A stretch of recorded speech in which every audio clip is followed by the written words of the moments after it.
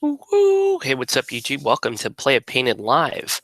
We are starting at the regular time, at the regular day, like nothing happened, right? It's one of the first times in a while that we're back at our Wednesday night usual schedule. And just to make things a little more deja vu for you, I'm going to be painting Relic nights tonight. Wow. Yeah, I know it's been a while since we've done anything like that on the show. But hey, I got some good news after a mere 90 whatever days. Uh-oh. I gotta mute the YouTube feed here. Hold on one sec, guys. See, this is why I need to turn ads off of my channel. I need to do that because I don't think they're helping. And I don't make a dime off of ads. The only reason why I did ads, why I enabled ads and monetization before was I thought that maybe it might help with the searches, because I was told you show up on searches a little more frequently. Shoot, did I do that wrong?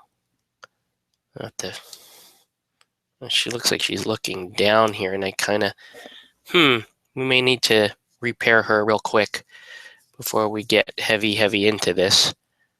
So, ooh, yeah. So I'm gonna just snap her off like that. Oops. And then we're gonna do a little bit of repair here, because I didn't have her quite fitted the way she should be. This is so what we're looking at here is this is the Princess Malia, the new Princess Malia, the questing night version of Princess Malia for Relic Knights. And the new Relic Knights are in resin, no longer that old rustic material that that not too many people were fond of. Rustic had, let's be honest, rustic had its issues, and it just wasn't the most fun type of product to work with. So I think Soda Pop made a good call here, moving away from rustic. But I don't know. I personally am still a big fan of metal. I know that they would not. I know that most like modern miniatures companies now, given the choice, will leave metal or not. They won't go to metal, because metal, in terms of the terms of modernization, is still a step behind resin or hard plastic. So they would actually prefer to go that direction. Okay, so let's put a little glue on here. And yeah, her dress is leaning, she's kind of leaning forward in her dress, but her torso should be leaning back a little bit. So I'm going to make sure that happens, so that the model is she's looking up. She should be looking up and straight at you.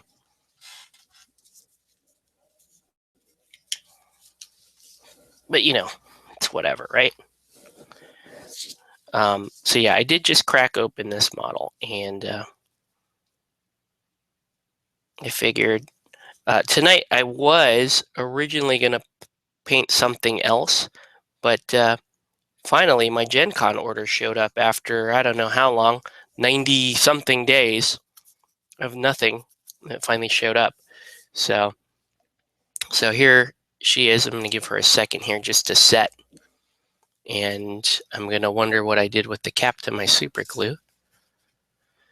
But yeah, here's the quality of the resin. It's the sculpt is fantastic.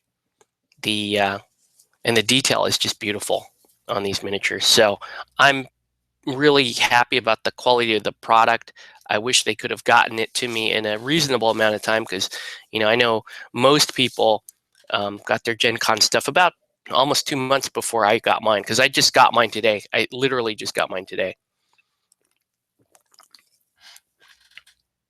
But I'm going to share with you guys at least one silver lining to that very, very dark cloud here. There's Mr. Tom. You can see that.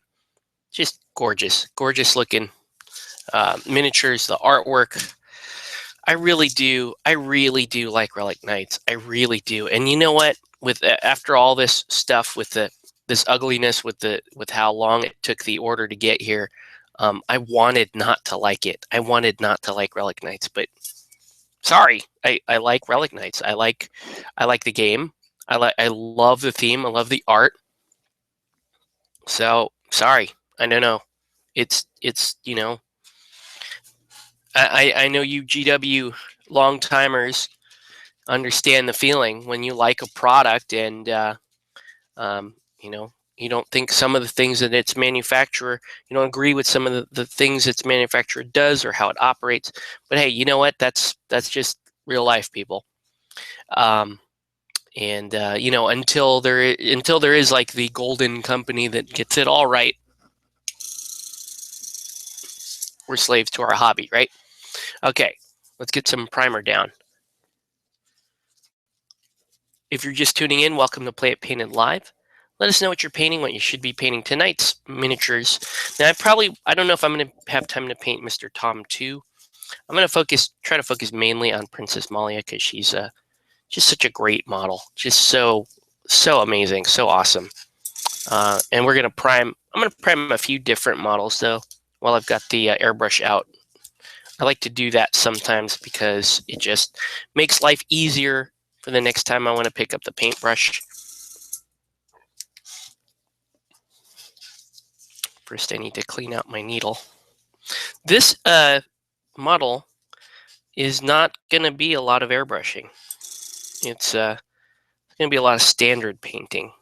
There's going to be some airbrushing. I'm going to do some airbrushing to get us to a certain point, but really, most of this is going to be good old pot and brush paintbrushing or painting. Man. Anyway. All right. So it's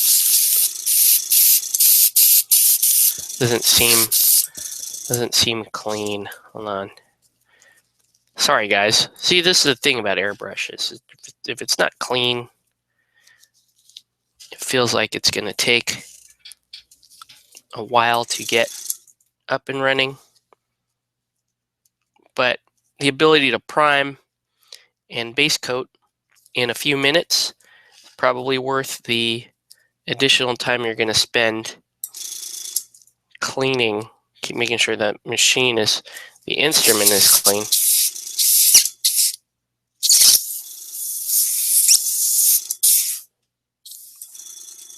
Looks like I have a little issue here with my nozzle. But instead of dealing with clogs later, let's get out ahead of it. And let's get into it right now. So I'm actually just going to pop my nozzle off, clean the nozzle, and put it back on. Okay. Yeah, this nozzle has seen lots and lots of use. It's not surprising to me that she's looking a little beat up. Hopefully she'll survive my little cleaning operation here.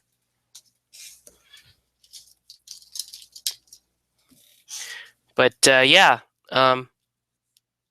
it took a little over 90 days for this stuff to get here, which is unheard of. I mean, I've had issues with small companies in the past trying to fulfill orders, especially when they get a lot of orders. But this has been for me the longest non-Kickstarter order I've ever placed for a miniature or a miniature product. In order to get from their door to my door.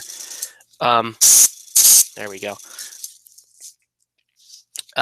Second longest would be that distinction belongs to Zuzzy Miniatures, and the makers of the Zuzzy mats, which I think is a fantastic product. It's just part of that product is how long it takes to get to you. And Zuzzy, I've had Zuzzy mats take 6, 7, 8 weeks, but this thing here is like 12 weeks. So that's a long time, especially when it was touted as a Gen Con order. It's a Gen Con pre-order, right? So it's like, oh, Gen Con exclusives, and we all get excited around Gen Con whether or not we're there, and especially when our favorite manufacturers put stuff up online for us to enjoy. Ninja Division is no stranger to that. But I think in this case, something must have happened. I fell through the cracks. Who knows exactly what happened there? But anyway, ugliness is aside, and Ninja actually,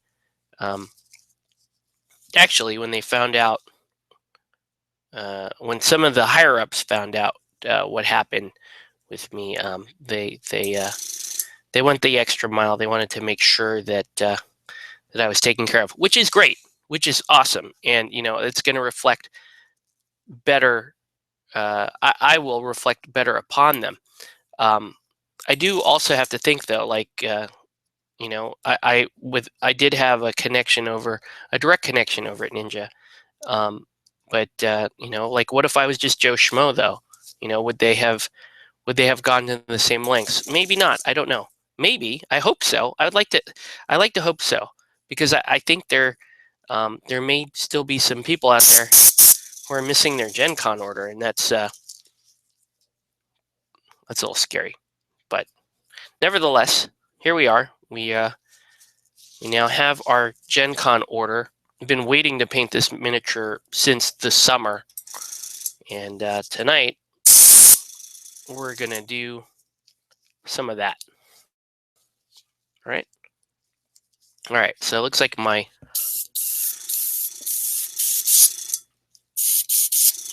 might have over tightened the nozzle here. Yeah. Let me loosen up the nozzle just a little bit.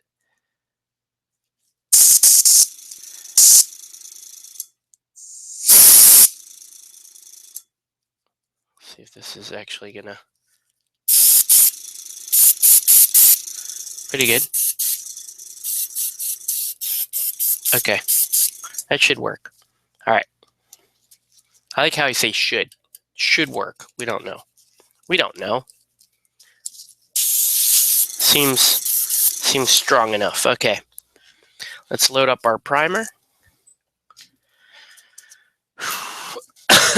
And then we're going to get to the painting. All right. So we're going with gray primer. Gray primer has quickly become my favorite of the Vallejo primers. It's not as difficult to get through the airbrush as the white primer can be at times, and it sticks better than the black primer does. Okay, so here we go. Let's move you in here, Mr. Camera. Get you a little bit closer to the action. Whoa. Let's get to it.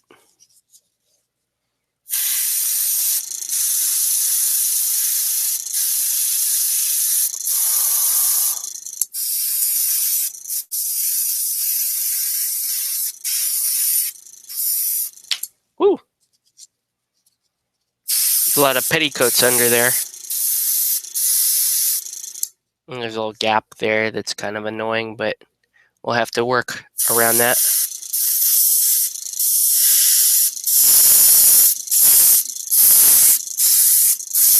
Now, when you're priming such a light gray over this resin, which is almost the exact same color, you have to be careful and diligent about keeping your airbrush moving. Otherwise, you'll start to beat up. You'll build too much and you'll start to beat up on the surface, and you don't want to do that. All right, so far so good. Let's hit Mr. Tom here. Woo. But yeah, this stuff is, the resin bases are difficult to grab with the gloves on.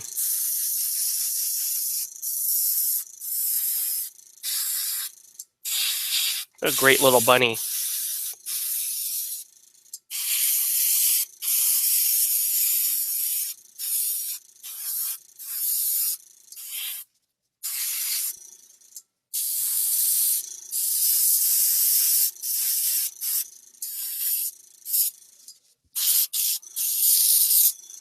Still got a little on there.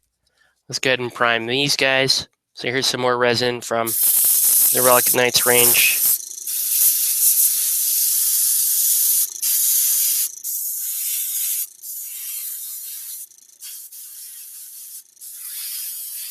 That's an awesome cipher, don't you think?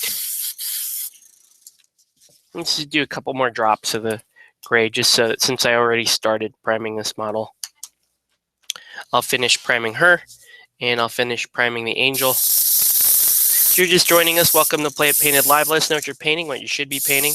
Tonight we're painting the Resin Relic Knights, and tonight I'm specifically going to be painting Questing Knight Princess Malia. All right, and let's do the angel. I like how Norton 360 decides that my live stream is a great time to start running its scan. Not a good idea, Norton 360. All right, there we go. So we'll let that dry. And we're going to wash out the line here. Okay, so the basics of this is I've got to hit the petticoats there that are at the bottom of the miniature. And it's not something I'm going to want to get in with a paintbrush. So I'm going to use like an azure color to kind of frame the white, and then I'm going to step up. In other words, I'll do what I normally do with cool whites, but instead I'm going to use the airbrush to deliver the colors and the layers that I'll be working with here. Okay. At the same time, I'm going to work on a warm white for Mr. Tom, so he's going to actually have a different formula to white. So we're talking about cool whites and warm whites. Okay. And the gist of it is the cool white, you start with a gray or a blue. A warm white, you start with like more of a beige color. Okay. So cool white, if it's white, I could start down here at azure. I think what I'm gonna do though is I'm gonna start with the azure would still work. The azure would work. In fact, it would give me let's just go with azure. It'll work, he says confidently. Let's go with azure. And that's a Vallejo model color, so I'm going to have to use my airbrush thinner here. Oh, good evening from Virginia. And if you guys will hold on for a minute, I have a phone call here. Oh, let me find out what this is. 1 second.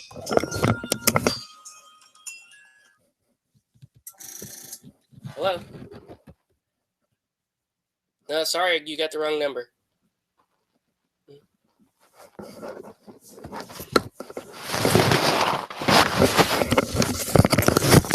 All right, that was weird. Sorry about that interruption there. Good evening from Virginia. Hey, what's up, David? All right, so we're going to take this azure. I'm going to do a couple of drops in the airbrush. Now, Vallejo model color is one of their thicker paints. So you definitely want to thin this before you shoot it through your airbrush. And this airbrush thinner stuff is powerful stuff. You really only need like 1 drop for every 4 drops of Vallejo model color, because it really is. It should take care of it rather easily. It should thin it down rather well. Okay, so I'm mixing that right now. And what's cool about like using a big well like on this Master Series airbrush is you can actually mix it before you can. What I do is I tilt the airbrush this way, and I can mix it right here, right there, before I actually let it slide into the chamber. So now it's thin. So now it slides into the chamber, and now now it's going to just behave like a regular airbrush paint, which is fantastic. So here's me putting some of that color down. That's gorgeous. So I'm going for that classic Alice in Wonderland look. So So this is going to have a cooler, this will use a cooler blue that will go to a white in some spots. I believe it's particularly the ribbon and apron and the petticoat that are white. So that's just gorgeous. That's just how that's using model color through the airbrush. And as you can see, once you get it to thin, it's really good.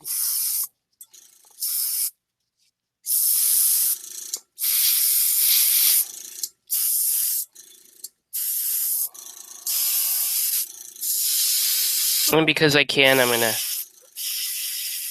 gonna essentially base coat the whole dress while here. Bad news, we're losing one of our gamers hobby store after 24 years in the business. That's a bummer. Sorry to hear that, man. That's yeah, that's kind of sad. I'm sorry it's always a shame, you know, especially a hobby store that's been around that long. You figure the owner or owners have really dedicated a significant part of their life to supporting the hobby, and for it to not work out is that's a shame. All right, let's clear it out.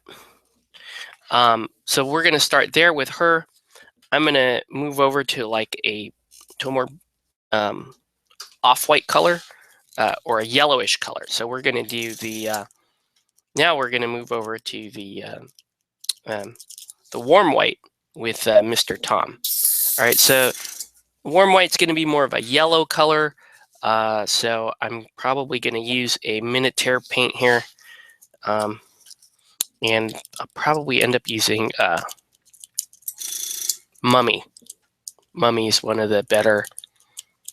It was one of my more favored colors within Minotaur. I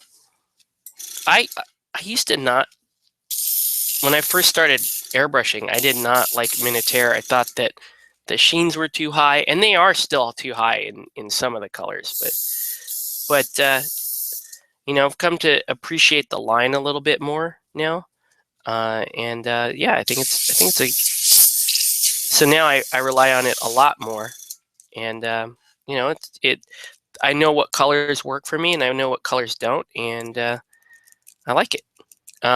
Likewise with Vallejo Model Air, there's some bad apples in there. Some colors that I've had routinely poor experience with that need to be thinned or adjusted before you shoot them through your gun. Looking at you, Dark Sea Gray. That's one one of the ones, the troublemakers on the Model Air line. All right. So anyway.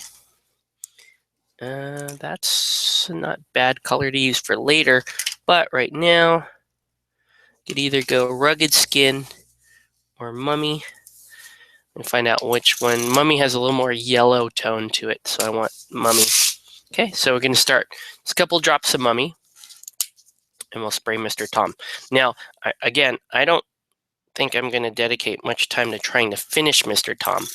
I'm really just want to get his base coat airbrushed down so that if I have time, I can finish him, and there's no issue there. Okay, so we're going to start Mr. Tom. We'll have a nice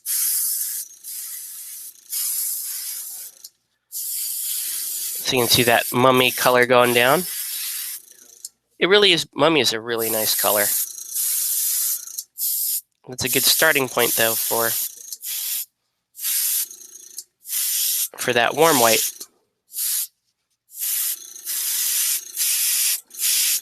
All right, so warm white there, cool white there. Now it's time to move over to the next step in the cool white process. We're gonna, we could go straight to white, but I don't want to do that. I want to actually highlight with the actual white with the brush.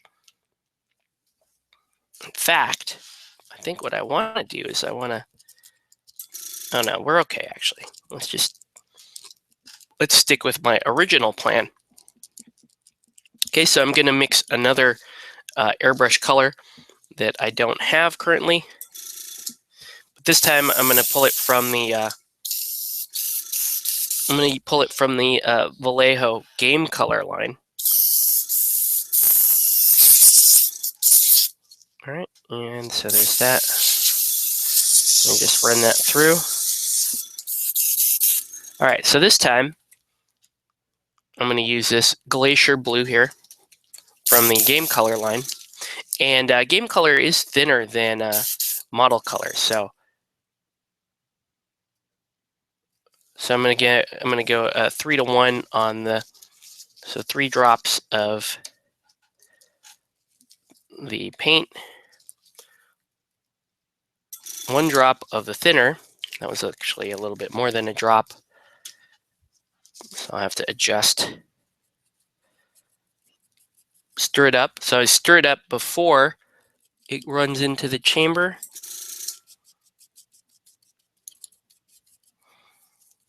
That's good consistency. Oh wow, got a little bit of the. Uh-oh. Well, let's hope this works. Yeah, it's gonna work. It'll take a little bit more time to build because I might have over thinned it a little bit. Okay, so anyway, so I want to get the petticoat, which you guys will not be able to see on camera really. Oh shoot! Yeah, that was bad. Oof. I see what happened. Yep. All right. Yeah, the airbrush drew in that thin part that I didn't want it to, but it's okay. I will fix this with standard painting. But it did shoot. You can see it did shoot a little too much there. But we'll fix that. It's not the end of the world. So the main point, get that petticoat. And you can get, if you want, you can just kind of hit the other parts of the model like that.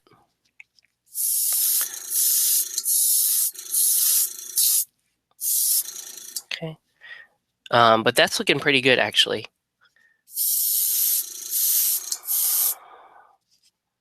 Okay.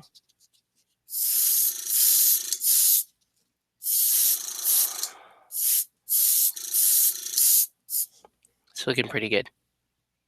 Okay. Good.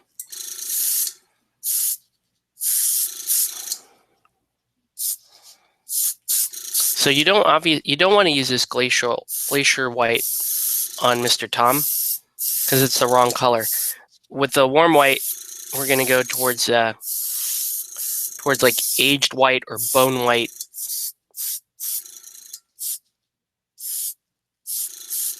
Ooh, man. Yeah. There you go. All right.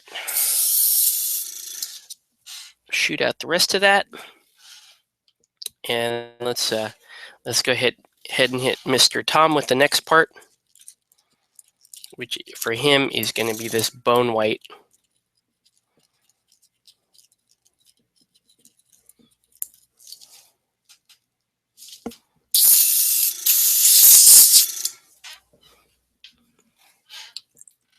Now, the color scheme is so simple on these models that the actual painting shouldn't be, there's not going to be a lot of color switching. It's just going to be more of highlighting in the same palette, especially once we get past the skin and face, which, as you guys know, that's where the bulk of the challenge lies, is getting these faces right, getting them the right character in the model. Right. So there's that. So now we're going to take this This might be too, that might even be a little too dark. Do I have aged white?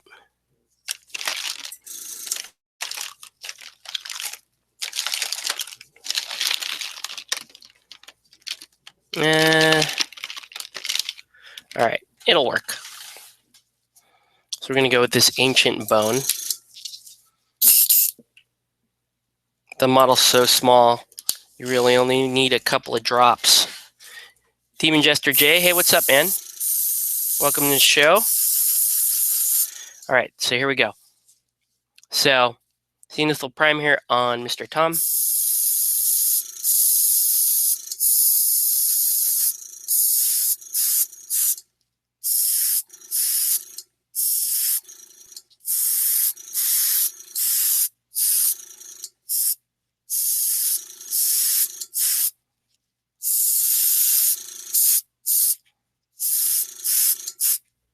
Okay, I know you can't really see anything on camera because it's white on top of white, not a whole lot to see there. It's fairly subtle.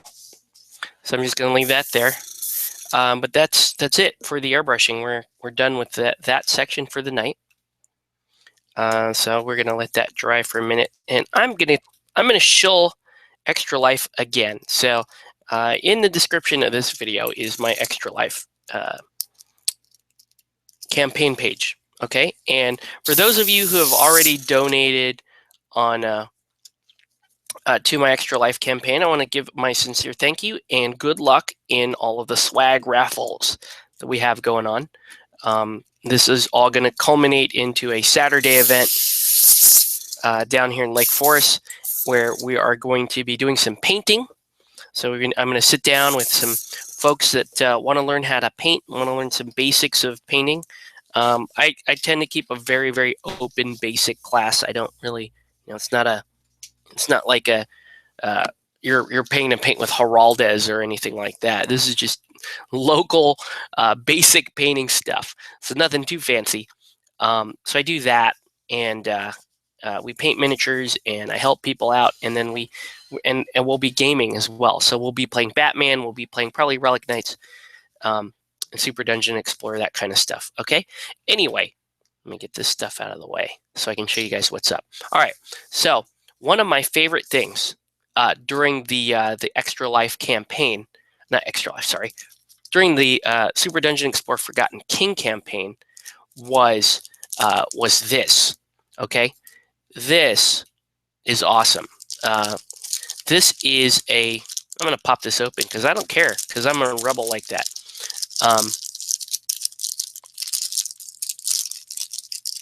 I'm so rebellious I can't get it past the staple.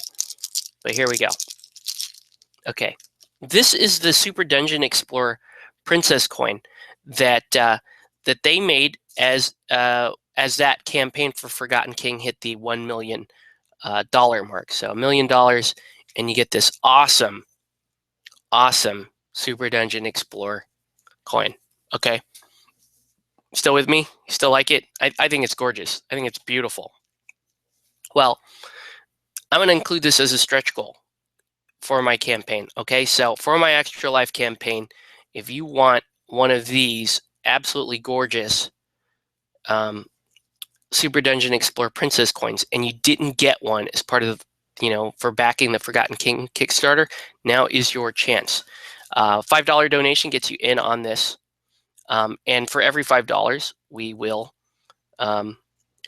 put in another, essentially another ticket for you. So this is just a gorgeous thing.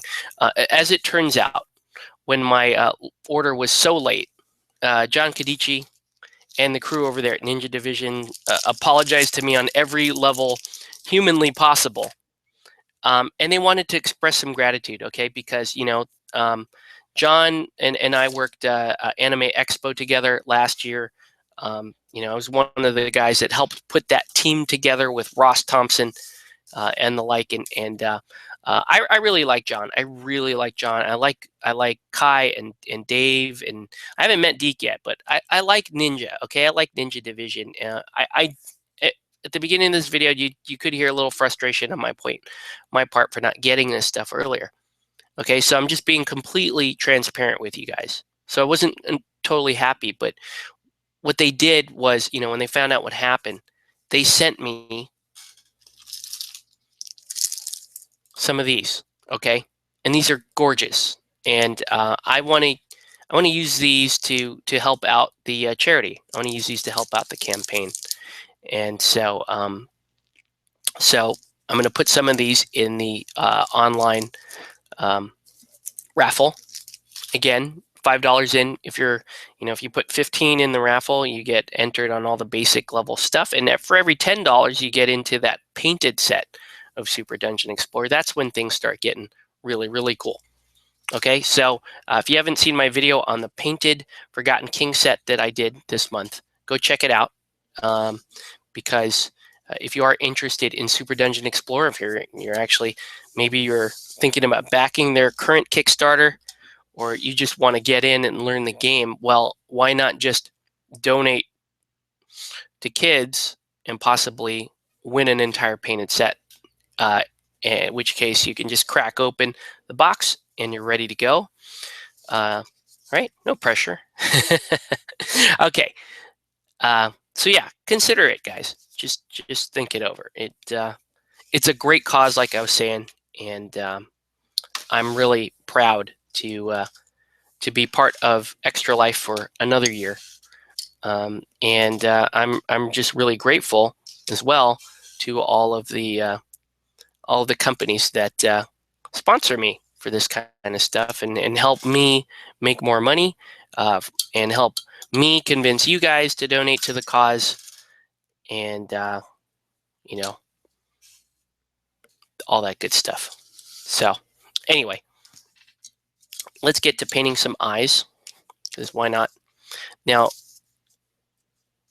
we get to see the detail on the face. Okay, so one of the common knocks with Relic Knights was there's no detail on the faces, and in some cases, wow, were they not lying. Let me show you. Oh no, that's the wrong miniature. Do I even have one of the older ones here to show off? No, I don't. I don't have one. That's a bummer. Thought I did. Thought there was one sitting in here, but who knows? Okay, whatever. But here's the. See if I can get it to focus. Oh, it did for a second there. There it is. So you can see there's a tremendous amount of detail in there now, and I mean you can see the smile, you can see the eyes, you can see the character in the face, and it's fantastic. So we're gonna do that, and we're gonna do some white.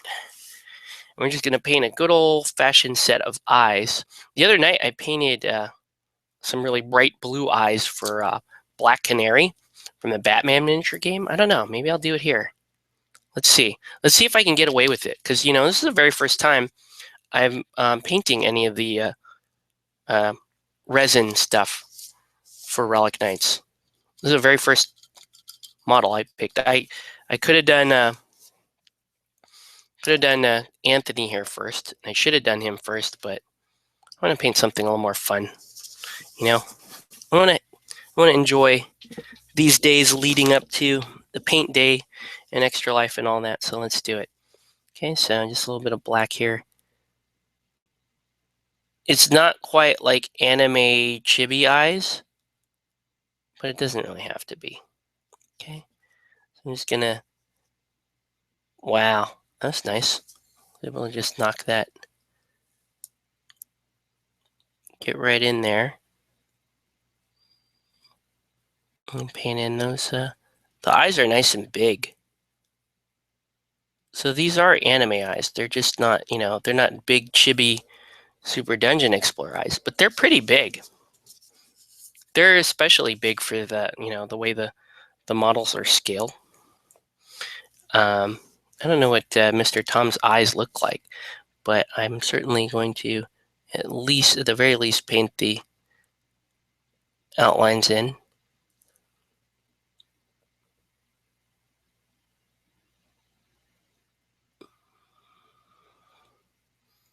And we'll kind of worry about his whole paint job.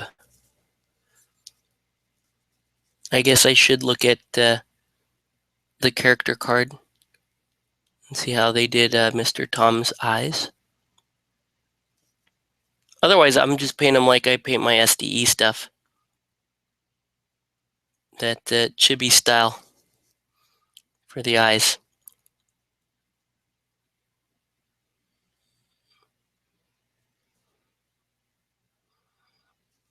Okay, so let's do that. What size brush do you use for eyes? I use a size 0. Series 7 size 0 for eyes. I can also use a size 1 for eyes. It really depends on just the tip of the actual brush. So here's the tip on my size 0. So it's super sharp. So it's great for eyes. All right, let me go look at the card real quick. So yeah, if you guys are interested in a princess coin, I'm gonna throw that in. And I may throw in some other stuff too. There's been some. They threw in some crazy cool shit. I won't lie. They threw in some crazy stuff to try to make me happy again, which I super appreciate. But at the same time, it's like, I don't know. I super appreciate it. How about that? I'm just really grateful. Okay, so they do. So Mr. Tom's kind of has mostly black eyes, and he's got a little bit of a twinkle in them. So actually, it's would be better if I painted in the entire eye black. Okay, so let's go ahead and do that. He has some weird like blue shadow to his on the artwork there.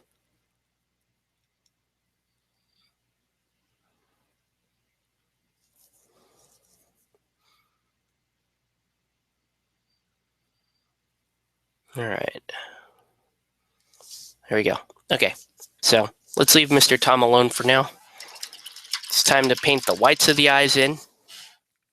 And I don't know, what do you guys think? Do you think I should try to go for like an intense blue eye color?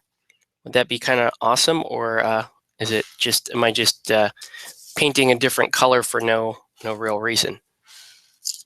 Well, let's give it a shot. I don't know. The worst that can happen is like, oh, I'd have to come in and paint it black because it doesn't stand out enough, but let's give it a shot. All right, so mixing up the white. I noticed that the Vallejo model color white, separates out if you let it sit too long. So I recommend really, when you thin it, really mix it in. Spend the extra couple of seconds making sure that you're mixed in really nicely.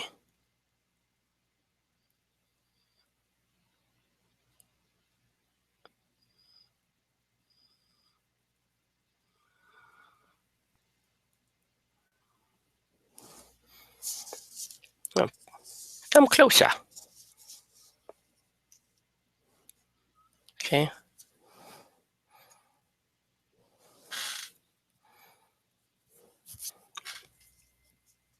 I just love how expressive these eyes are.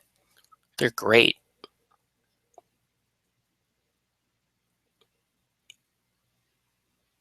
This is the second most eagerly awaited miniature resin miniature from this line for me. This is not my absolute favorite, but it's my second favorite.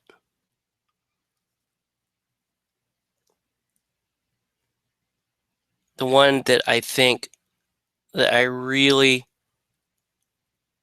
want to do justice is the Calico Kate resin. I think the Calico Kate resin is just, it might be my favorite sculpt of all time. I mean, for all miniatures, it might be my favorite.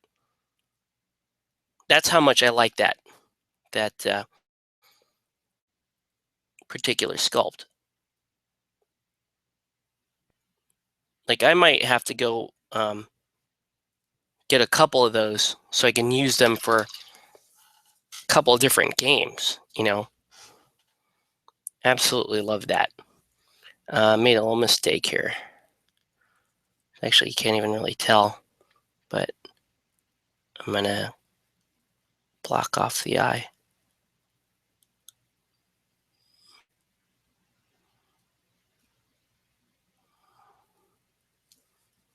Okay. Also, doesn't look like I'm going to be able to do too much with the eyes. Yes, they're big for a model this scale, but they're not like crazy hyper anime style big.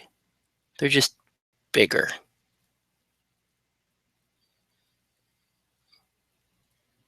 So I'm just going to reinforce that white a little bit. 2 coats of the white. You guys can kind of see right there. That's what I'm looking at. And the thick black rim we can obviously clean up. All right, so I'm going to use medium blue here to dot the eyes. And hopefully it works. If not, we'll just have to use black to make up the difference, okay? So not a big deal. Let's thin that out.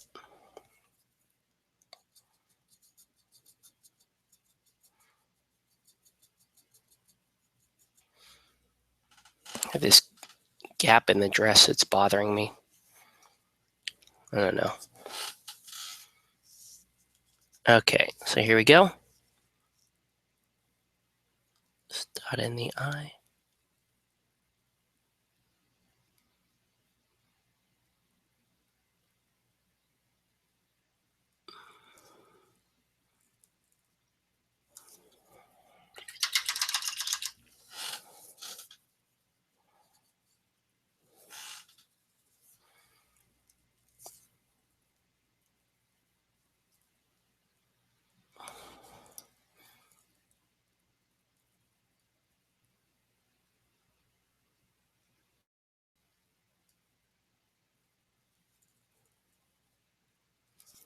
Okay. Actually, it doesn't look too bad. I don't know if you guys can pick up the color difference on camera, but it doesn't look too bad. See? There you go. See a little expressive little face there. Quite nice. Okay, let's do some skin. All right, so this time we're going to go up to light flesh because that's the character. See if I actually have a better light flesh to use. That one's a little chunky. I get really worried about the consistency of my flesh colored paints because what you absolutely cannot afford is to have them cake up on you.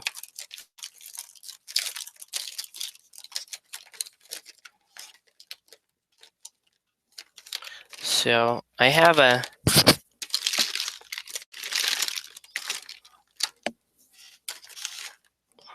different flesh base that I want to use. I just have to find it. It's in here. It's not flat flesh. It's like a mid-tone flesh. And I know it's in here.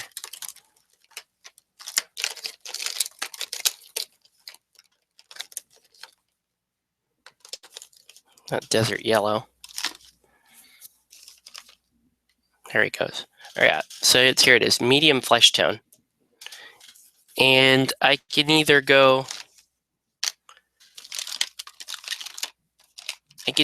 to a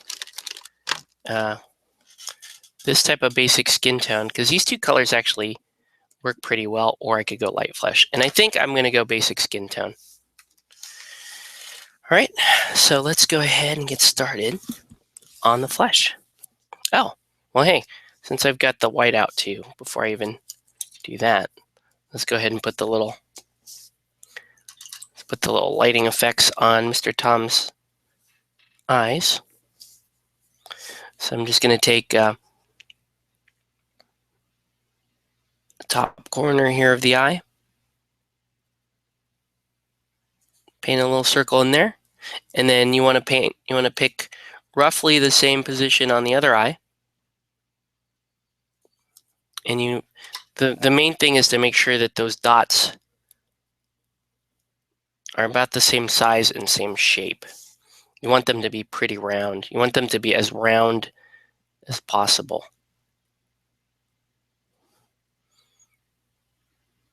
Okay, so I'm going to trim them down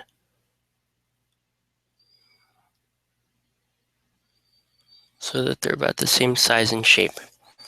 I don't even think you'll pick these up on camera, but let's have a look. Yeah, see? It's super tiny, but it's cool. All right. So now, let's go with our medium flesh tone.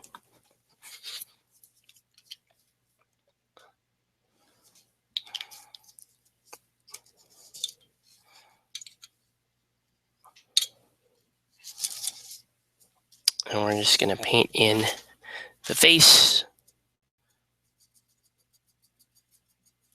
the arms, the top of the chest.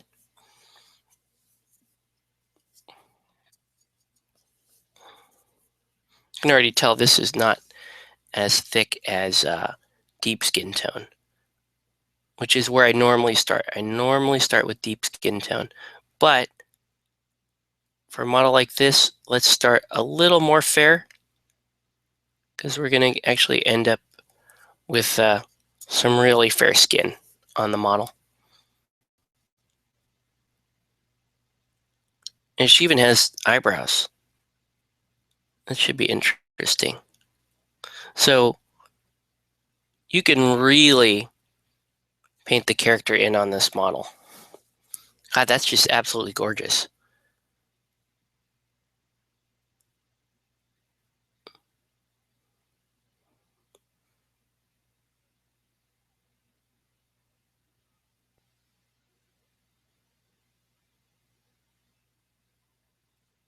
Wow. Going like fanboy over this. The detail on the face is just crazy good. Crazy good. That's why I was so frustrated. That's part of why I was so frustrated, is I knew these were good products. I actually placed 2 orders for Gen Con. I placed one for me. I placed a large one for me, and then I placed one on behalf of our friend Tori Ling. And Tori got his shipping in about a month after Gen Con was over, and I was so tempted to just like keep them here and paint them, because I'd seen her in the package. Are assembling plastic models cutting into your paint time? Plastic models? I'm actually not really. I haven't really not currently not working with plastic models. It's this resin stuff doesn't cut into my painting time anymore than pinning metal miniatures does. So I'm going to say no. The last plastic stuff I did was for Fireforge Games for Saugust, and that went fairly smoothly. Robotech RPG Tactics, whoa, those were some rough days putting together those miniatures. Those are some of the more challenging plastic kits to put together.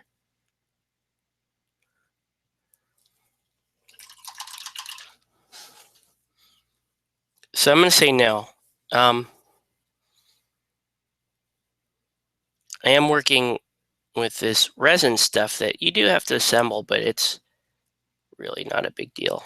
I haven't had too many difficulties with this.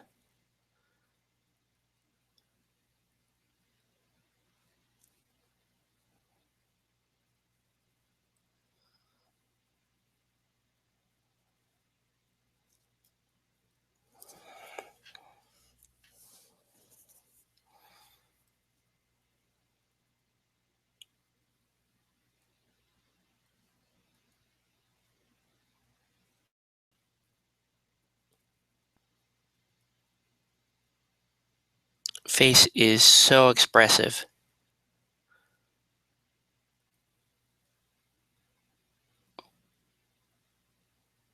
Just have to make sure I'm cutting the eyeballs right, so it's taking me some time. I want to maneuver around this and really make sure it looks great.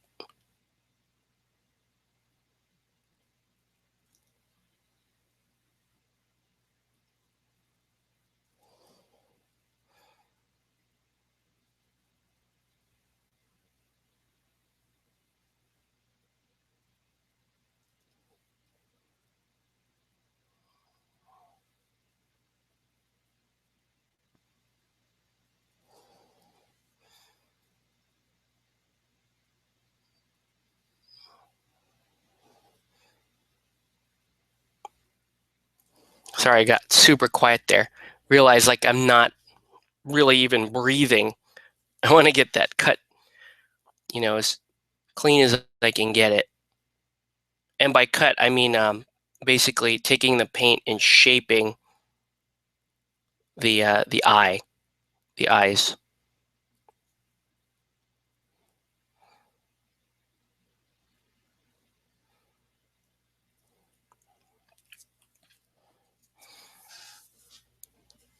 I'll zoom in on the face here in a minute.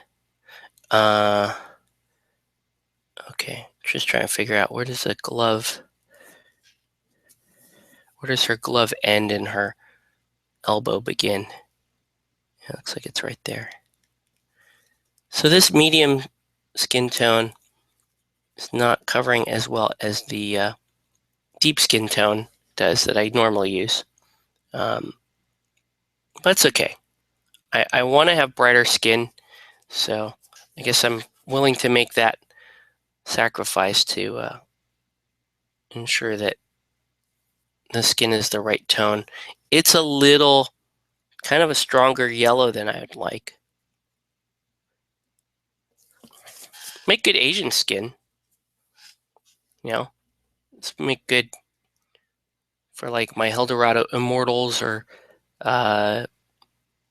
Shale Han from Wrath of Kings.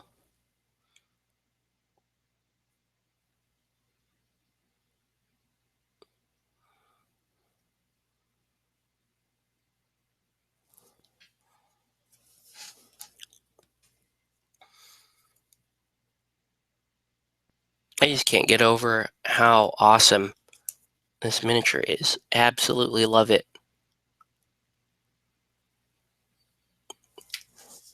And I really can't wait to do Calico Kate. I think Calico Kate is just gonna be so amazing.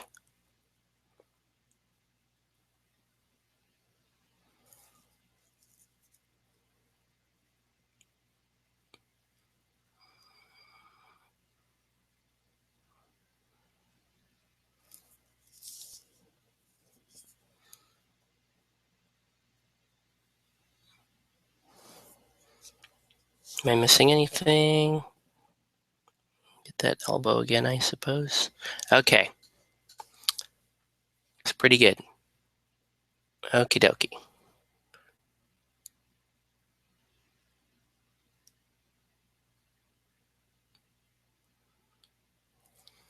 So now, let's start our basic skin tone into this mix.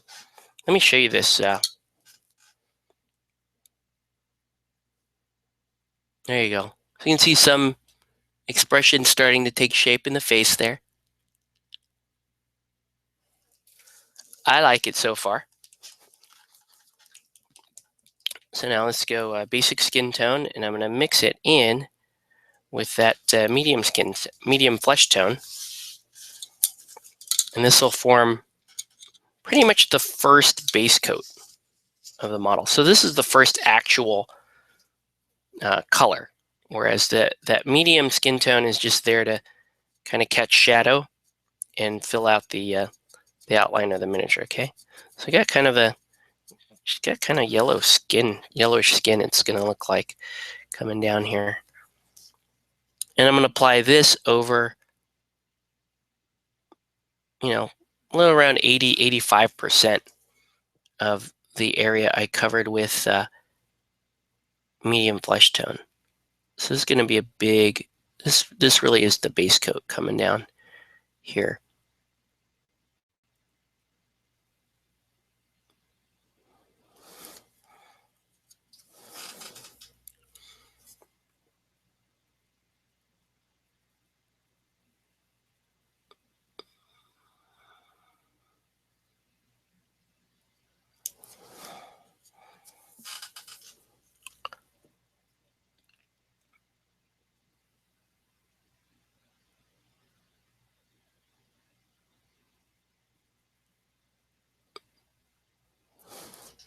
There we go.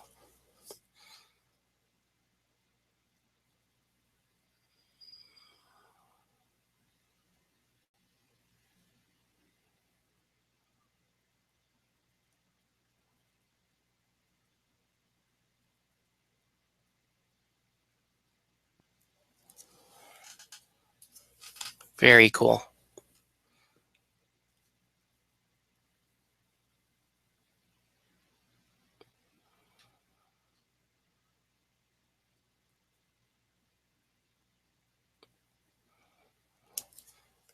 That area above the chest here, the little cleavage part,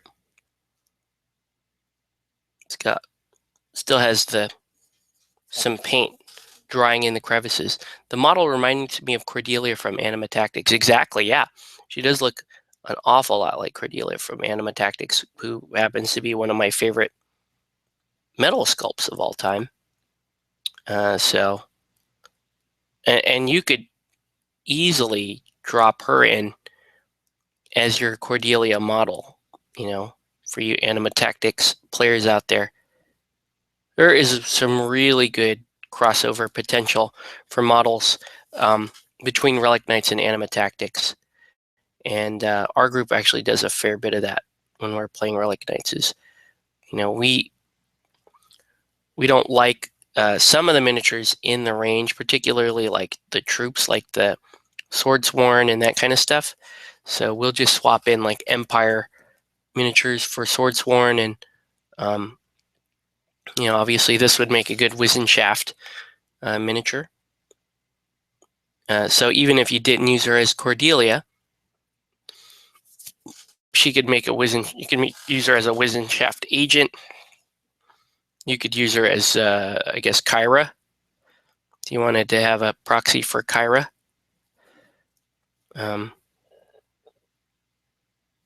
Not so much Alessa Raincross. I think Raincross has those like bionic legs. Raincross is a little more rugged looking. Well, a lot more rugged looking here than this dainty Princess Malia.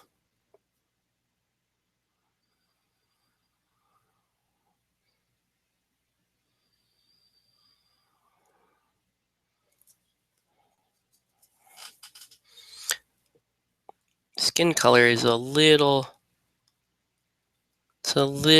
too yellow. I think I'm getting a little too yellow here. That's concerning.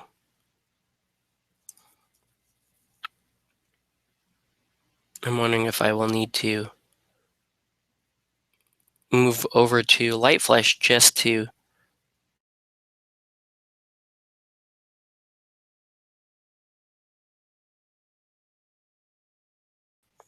also, should I be painting? I guess I should paint the back of that. Oh.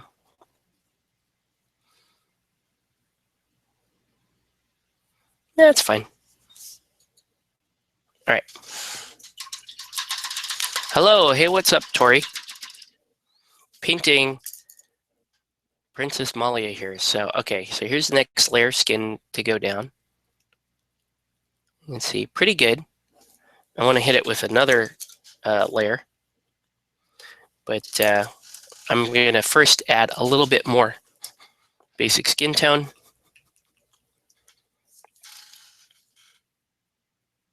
As we're going to continue down this path here.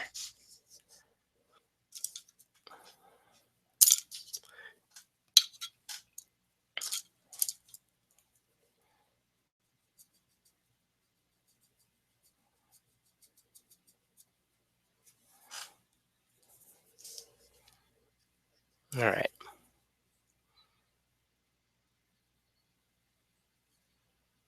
Here we go. All right. So this is a little closer to the actual color we're looking for.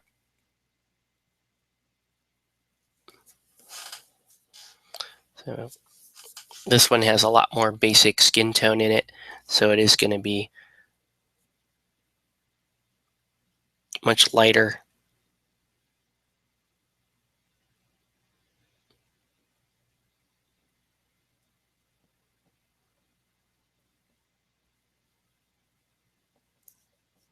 You doing any painting lately, Tori, or are you just back from D&D?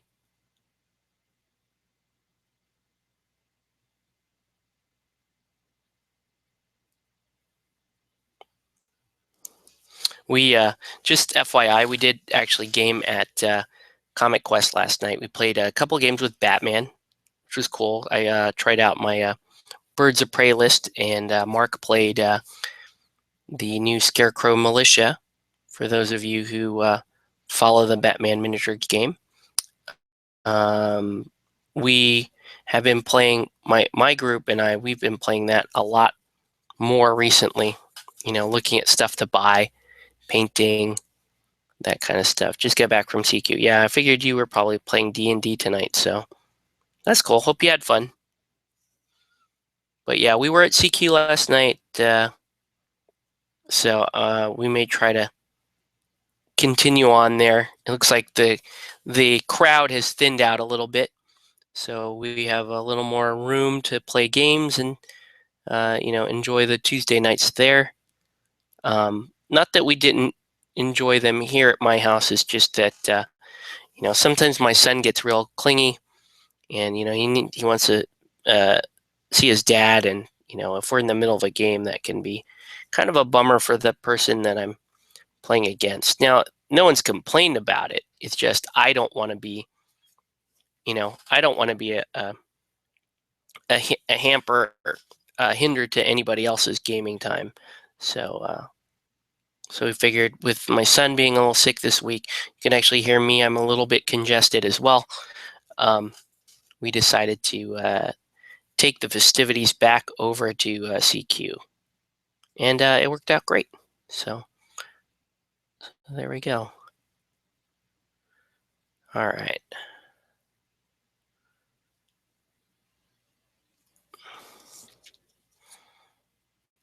Okay, so far so good. Things look a little shiny, but they're okay. They're not terrible. All right. Let me zoom in on this so you can see where we're at here. Come on, zoom. Zoom. Look, see how it wants to do it when I pull my hand away? There we go. So there we go. She's looking pretty cool. Let's give her a little bit of shadow. So we're going to come in with Seraphim Sepia. And we're just going to give her a little bit of shade, a little bit of tone. That's going to introduce a little bit of red into this, which should look fantastic. All right, so, and I'm just going to pull it right out of the cap there so I can move it around.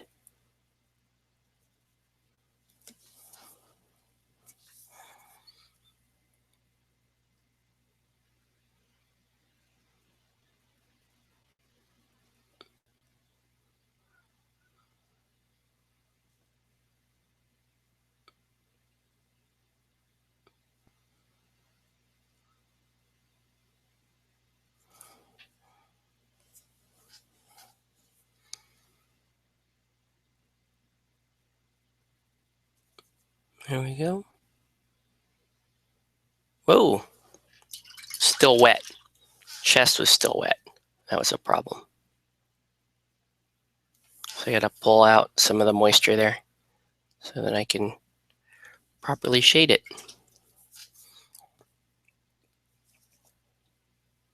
I'm moving a little too fast. Just excited. I'm like anxious to really get into this miniature more. Let's try that again. Nope, still not quite ready for the wash. So you see, it's like way too dark there. I'm actually gonna have to take a dry brush and pull a bunch of that out. There we go. Okay, a little boob window there.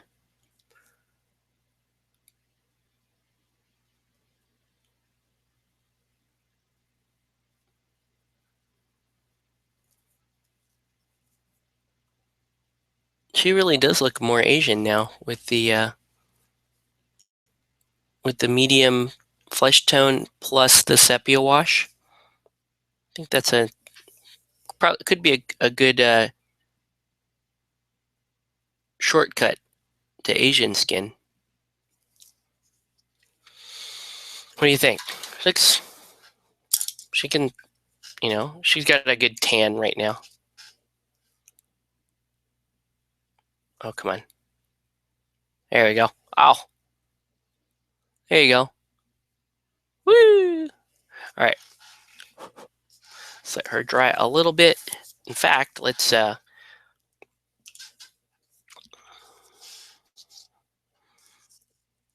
work on the white while all that's going on.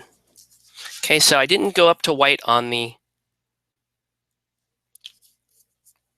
airbrush, and that's because I'm going to do my own white highlighting here, and that will allow me to control the sharpness of the detail a little bit better.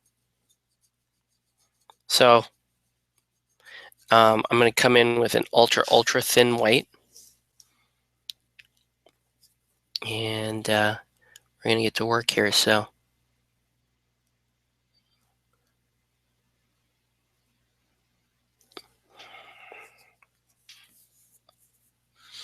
the gloves are white, the little apron part, the frills here are white. It's kind of this white pattern on the dress itself.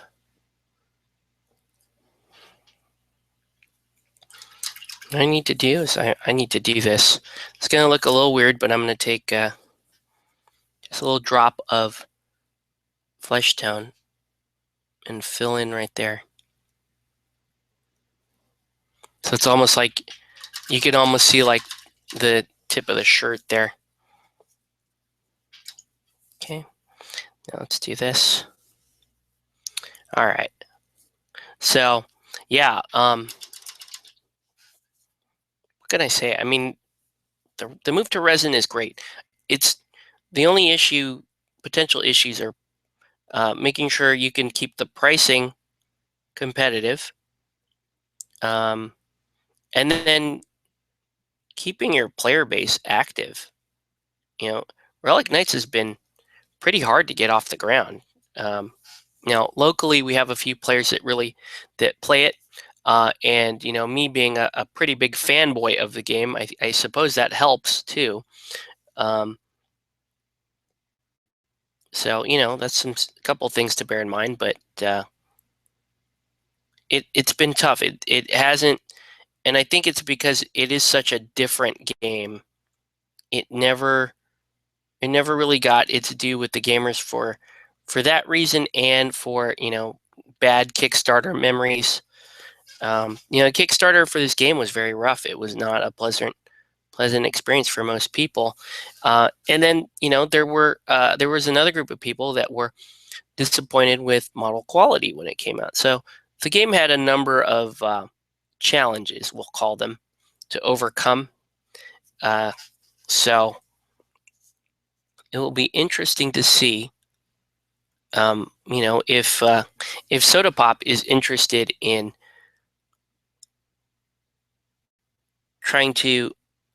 seriously trying to gain a community behind the game, or if they're going to, just kind of let the game go its own course and put their focus on other, forward-facing projects.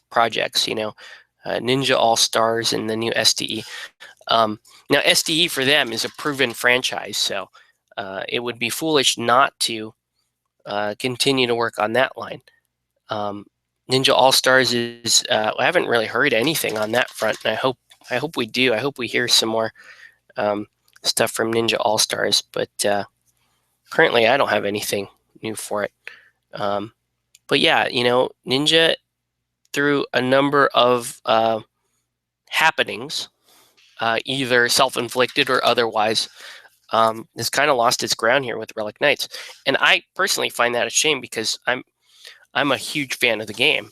I really am. It's I always rave about the game when I get a chance. It is very different than your typical skirmish game, but I really like the mechanics of this game.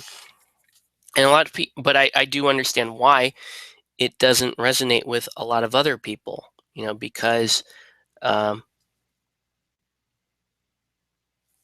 because it just breaks a lot of the old skirmish game stereotypes. It's not a heavily combat focused game. It's more about move and thwart, or move and outpace your opponent by getting your objective first. So it's a much more tactical game than it is like a combat simulator. It's not every activation is some level of attack. Now, when you first start playing the game, you're going to try to play it that way. I've seen many miniature game vets do that, and they play a couple games of Relic Knights, and they're starting to realize, hey, we can't really kill each other as quickly or as effectively as we do in other games because of XYZ. Are we doing it wrong, or let's just quit? Because the assumption can be made, oh, this isn't working. This game's not working because I'm not killing anything, so therefore we're not going to play it anymore.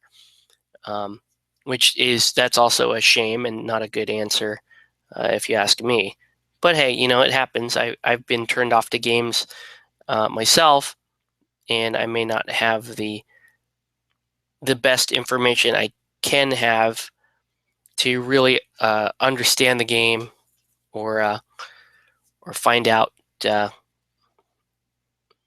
whether or not I would really like it. Okay, so now I have to ask, what part of her chest is white? Because it's like I'm just doing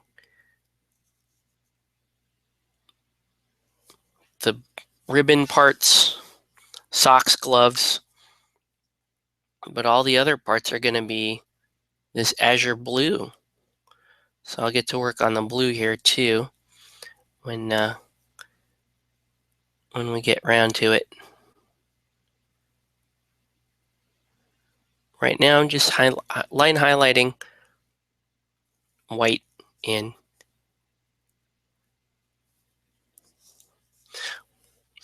And I'm going to give a little bit of a flesh tone on the socks. So the socks will have a little bit. I enjoyed playing the game. The minis are cool in my opinion. Yeah, I'm a fan. I'm a fan of Relic Knights. It has been frustrating, this particular ordeal, but it's over now. It's over. And now I'm ready to enjoy their game and their product again. And, if you guys end up enjoying their game and their product, hopefully we can get in some games together. But yeah, I'd love to put.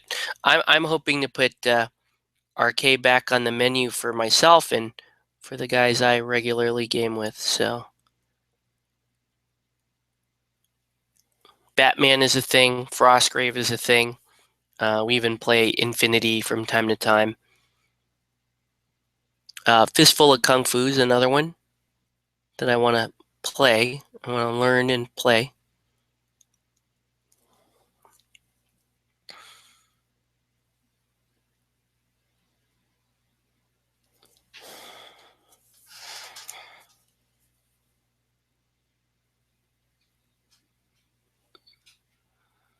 Alright, so she has this like big apron that I'm painting white because because Alice in Wonderland. That's why. Alice, all the artwork for Alice in Wonderland always has her in this like blue and white, little dress, and that's where I'm going with this guy.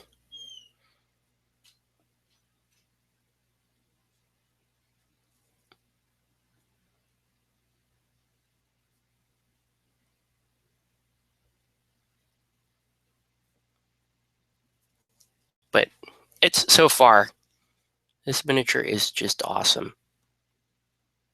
Just an awesome miniature.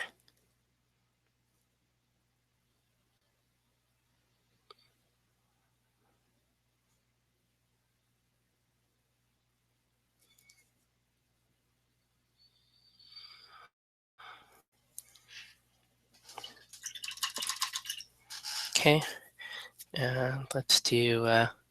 All right, let's start putting that next layer of flesh back on. I think the wash is dry. So here we go.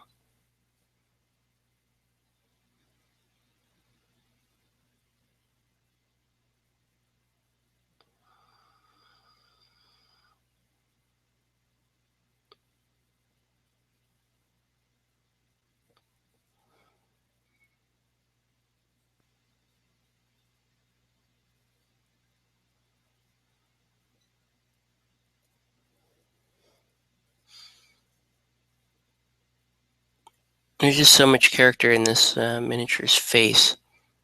Just can't get over it. It's so good.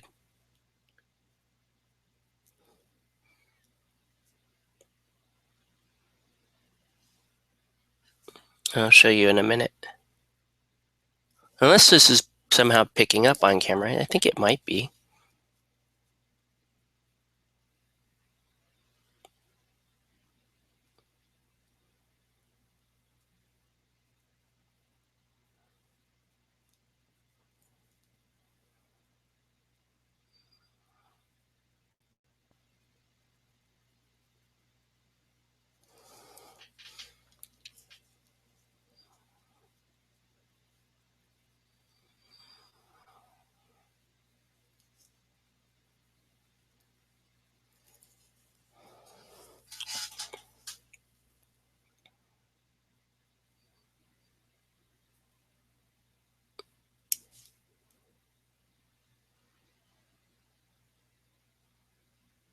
Batman just came out with a Wonderland themed crew. So she would be kind of cool running with that crew. I just think she's great. Just such a cool mini. All right, so what I'm going to do is we're going to put a little bit of makeup on her. Let's put a little bit of lipstick on her. And a little bit of eyeshadow.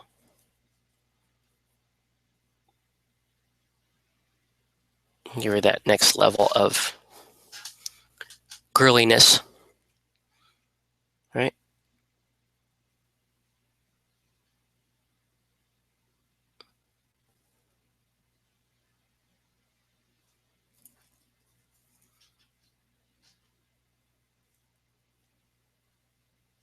Pretty quiet evening here.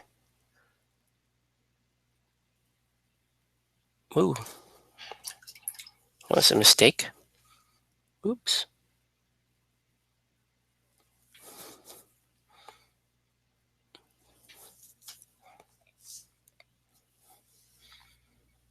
All right. Any questions or anything on Relic Knights or Batman or Extra Life? That's my big thing. Keep shilling it. Keep shilling it because I want to. We hit our original goal of 750, which was awesome. But there's no reason why I have to stop fundraising. I might as well continue to push on and set a higher goal. And I went in and did that, and let's see if we can hit it. If not, not a big deal. You know, we hit the original target. That's great. But always want to encourage people to, more people to give, because it feels fun to give. And then you, especially for my campaign, you feel like you're a part of something, like you could win something really cool. So I think the stuff that I'm giving out is pretty cool. Let me show off that coin again, because that was awesome. Where's that coin? Oh, here it is. Yeah. Yeah, like that's awesome. You gotta want that. That's great. Look at that. It's fantastic. You want that. And they're hard to come by, so $5, man. $5. Drop it in the bucket. And let me drop this in the mail for you and give it to you when you win it. So there you go. See how man, I gotta stop myself. I gotta check myself. It's just anyway. All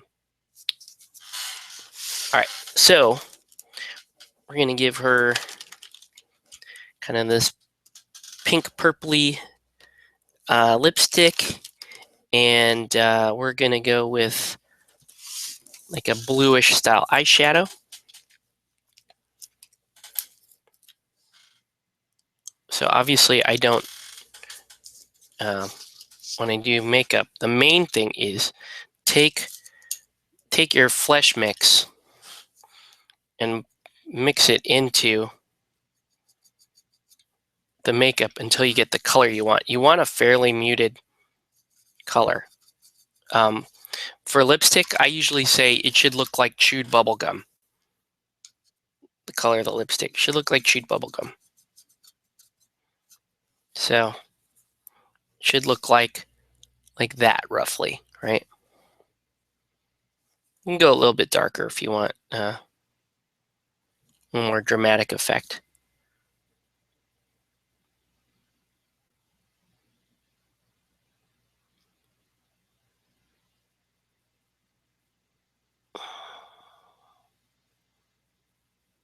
And then the other key to painting lips, focus your stroke along the top lip and understand that the top lip should be about twice as long as the bottom lip.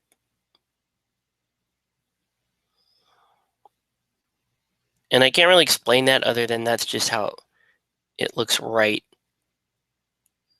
on the mini. Top lip should be about twice the length of the bottom lip. One criticism I can see here is that the lip is just a little too close to the nose. So from certain angles, it almost looks like I painted in a pink mustache.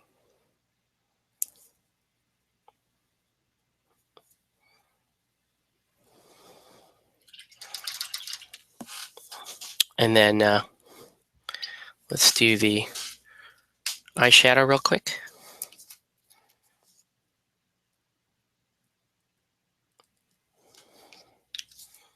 So I'm going to go with kind of a lighter blue eyeshadow. The same concept. Take your skin mix and mix that in. And you're going for a muted blue.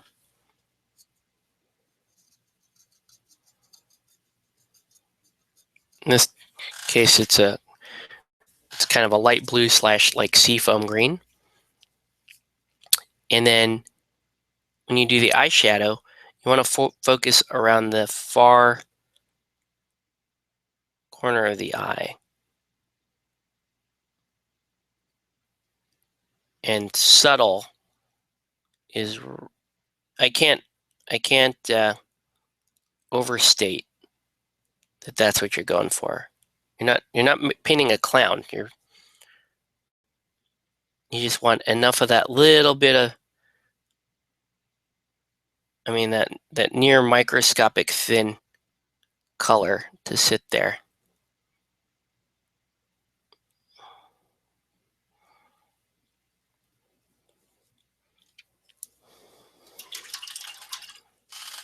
Otherwise, she looks like a clown. See that the lips are too big right now? I'm going to have to cut those in. Also, while I'm here, I'm going to paint in just the thinnest eyebrows you've ever seen in your life.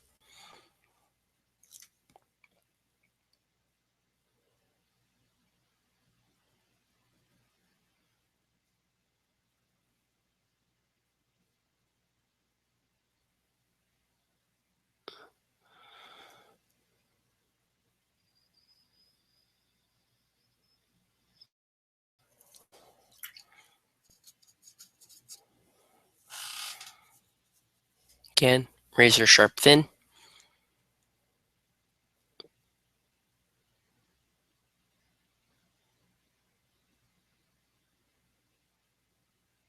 And there's no way you're going to see the eyebrows on camera.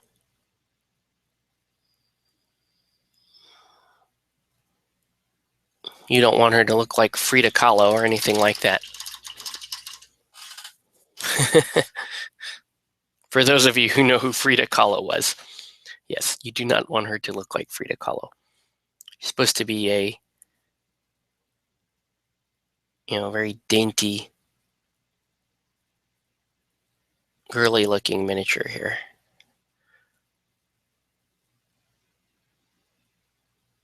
Looks like I get the smile back. That's good. By cutting around the lips again.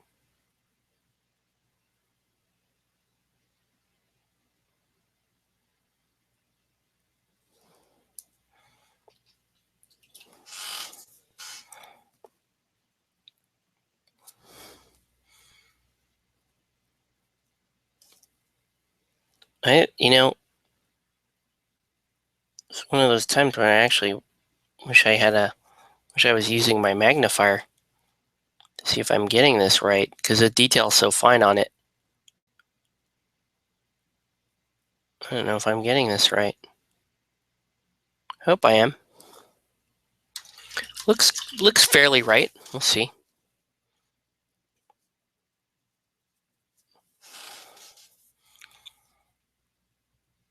I just need like one little, need that pink on the top just to carry over. Not even a millimeter.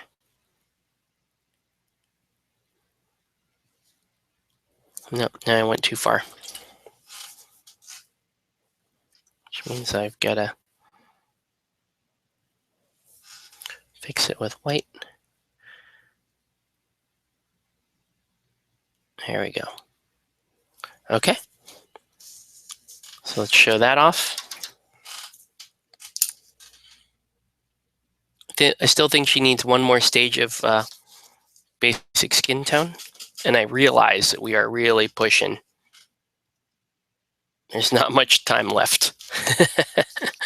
But that's okay. Because we're gonna make this all work. All right, so if I'm taking my time here, it's because I know ultimately this is where it counts. All right. Okay, so final highlight is just pure basic skin tone. And I'm gonna just apply that to it had water. Be careful about your excess moisture sometimes. That is of how thin I'm going here with this basic skin tone.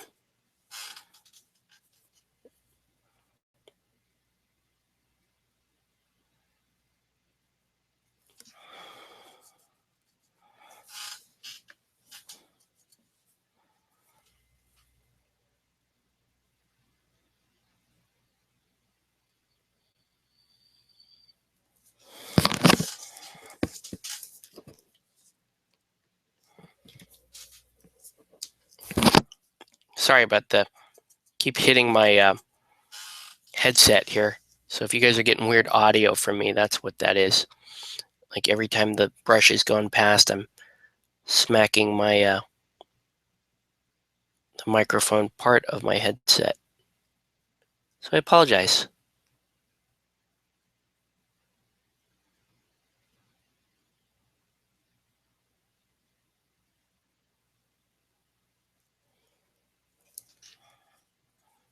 Okay, that's looking pretty damn good now.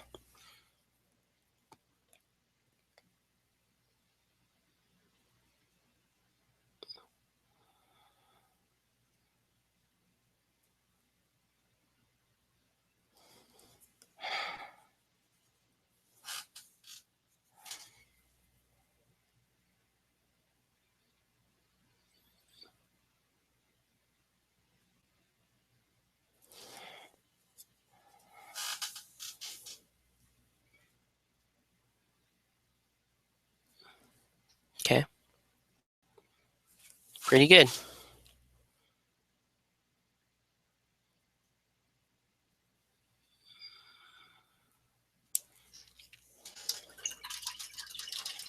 All right. So let's, what do you guys think? Got a lot of character in the face and in the facial expression. On camera, it does look like the dark lines around her eyes are still a little too thick. I don't know what there is to do about that, because that's just stop smacking your microphone. What did the microphone do to you? All right. And before I move on to putting her on the mounting, let's go ahead and let's continue on with that white highlighting.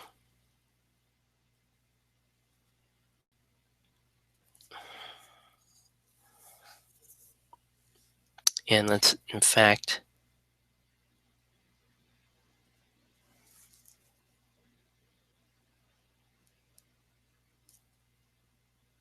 the other thing I have to do is we're gonna give this blue a little really thin wash, just to give it a little more shadow.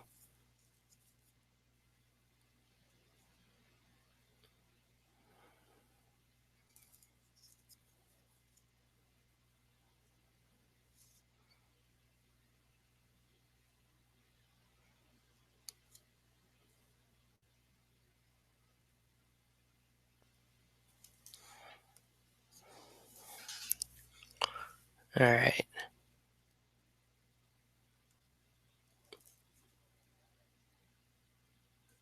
Oops. So yeah, you guys can't really see a whole lot from your camera angle right now, so I'll have to fix that.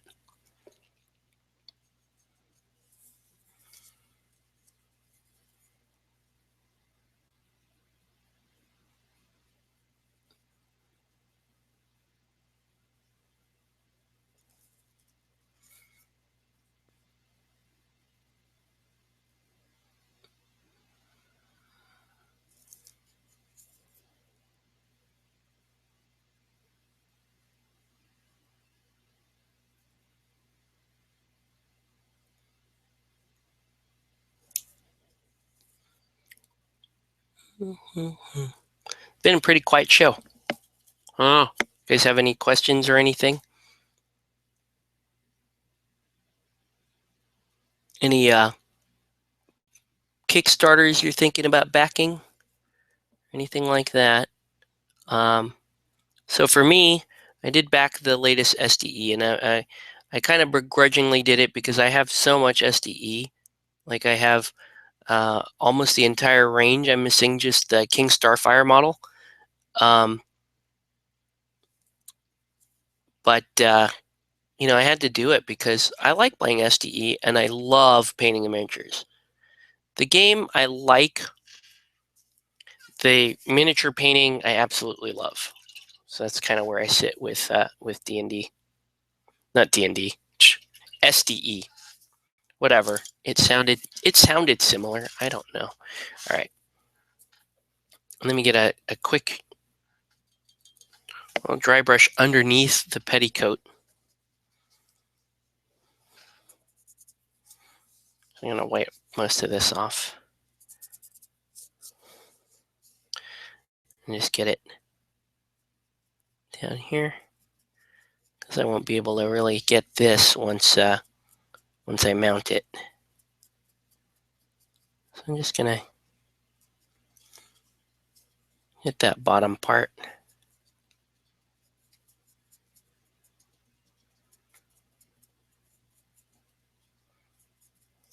Okay. All right. Let's get to it. Also, I have to paint the blonde hair in, like right now. So let's go ahead and do that. Blonde hair. So we're going to go so we're going to go kind of a little bit of dirtier blonde. So we're going to start with yellow ochre.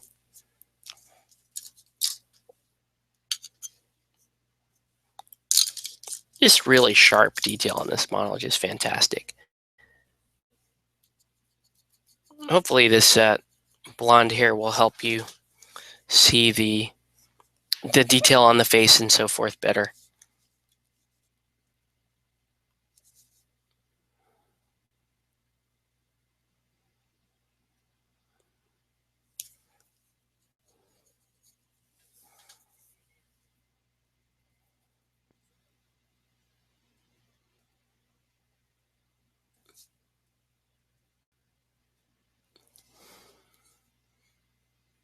So you can see it's not quite covering in the first coat. That's okay. We'll hit it with another coat.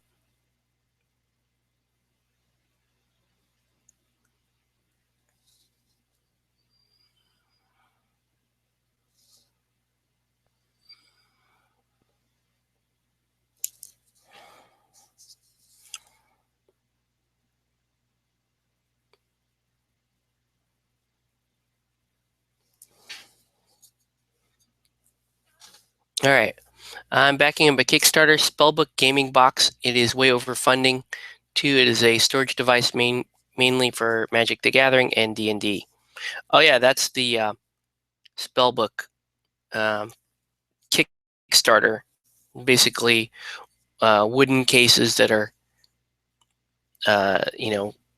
designed to look like spellbooks, and they hide you can store your gaming stuff in them, which is really cool. I know Damien has he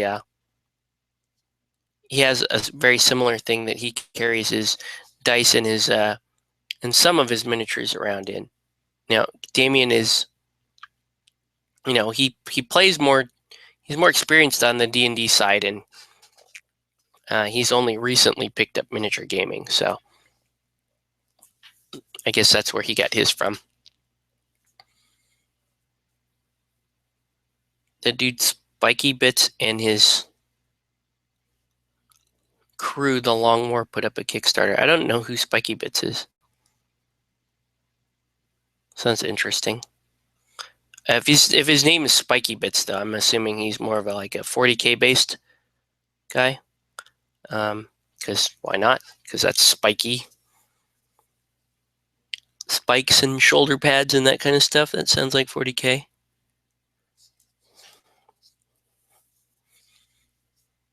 Yeah, man, might have over-thinned this yellow ochre a bit.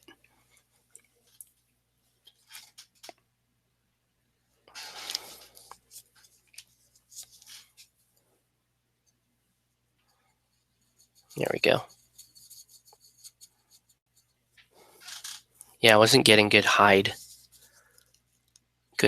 on this yellow ochre. And yellow ochre generally has really good hide to it. It's one of the reasons why I use it or why a lot of people use it as a base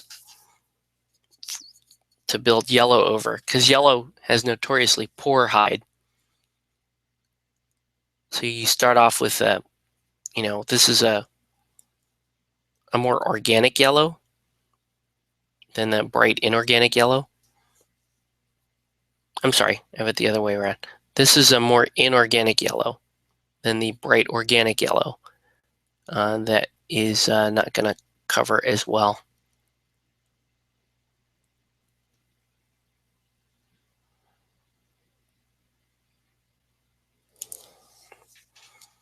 Anyway, let's let that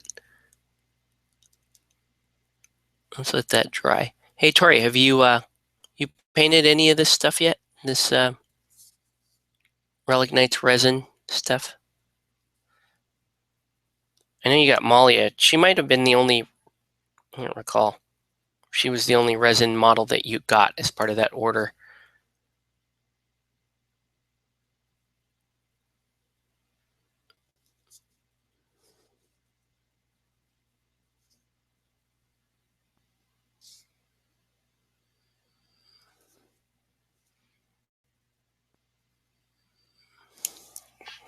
Now here's a weird thing.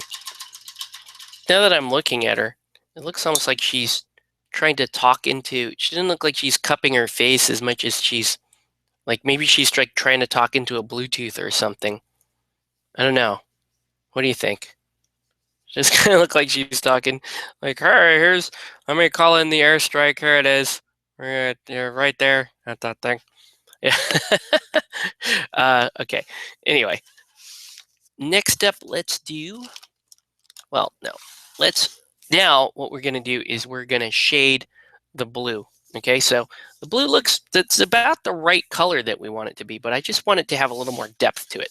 So what we're going to do is I'm going to take some of this Drakenhof Nightshade and thin it with a little bit of water. And then we're going to apply that to the miniature. All right, so there's that. Thin with a little bit of water.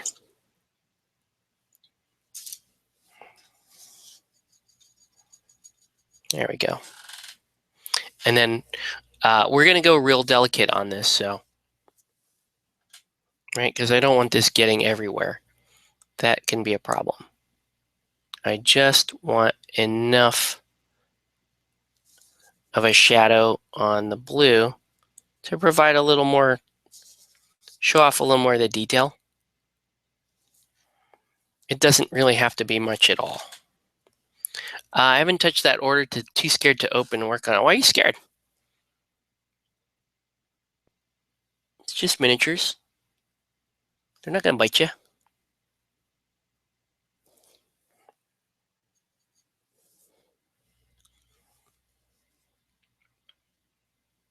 Well, here's you can come back and watch this and see how I did this miniature.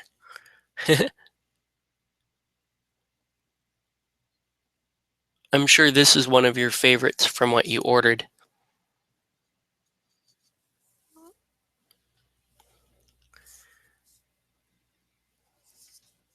Or else she better be, because this miniature is freaking awesome.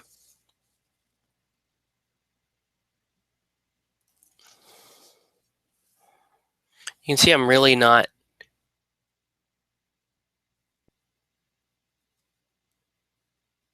doing too much.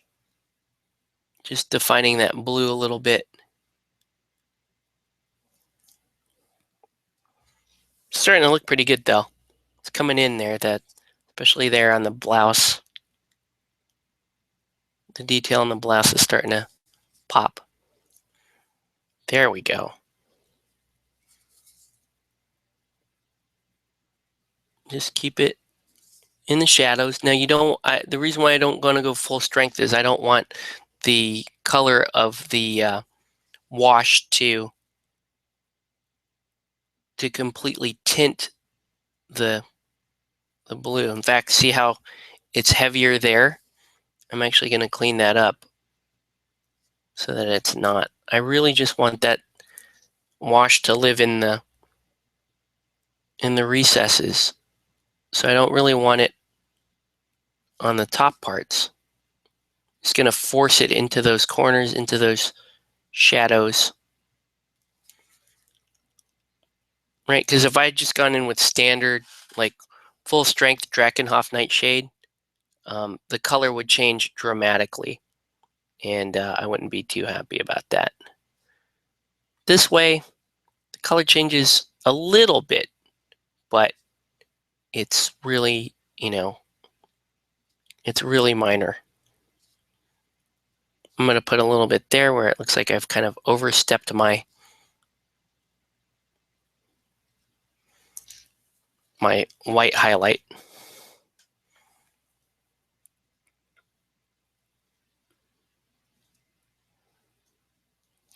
And I'll come back in and hit it and re-highlight the white. And that's nice. It's showing off the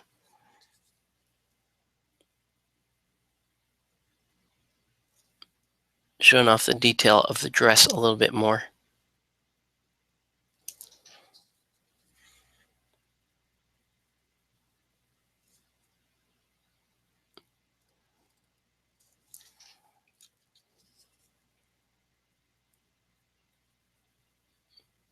Woo.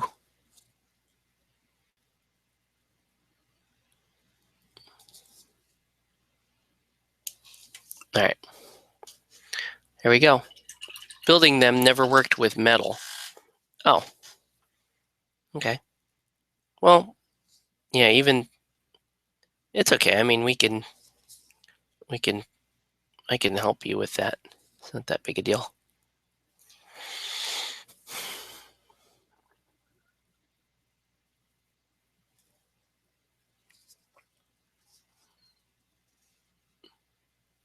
Okay. There we go. Looking pretty good. Let's thin up some more white. Actually, let's thin up, instead of white, let's thin up that glacier blue again. And get that going. Well, let me pull that. In fact, I'll let that sit for a minute. We're going to go over to the gun, change direction here. So we're going to go black gray. We're going to paint the gun, and we're going to paint some of the base. Okay.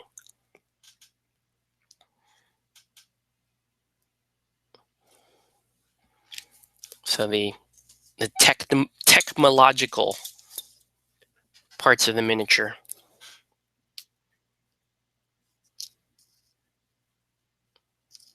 I realize we're going like way over time here, but I don't care. It's my first night working with this with the Relic Knights resin, and I really, really want to get my head around it and understand it.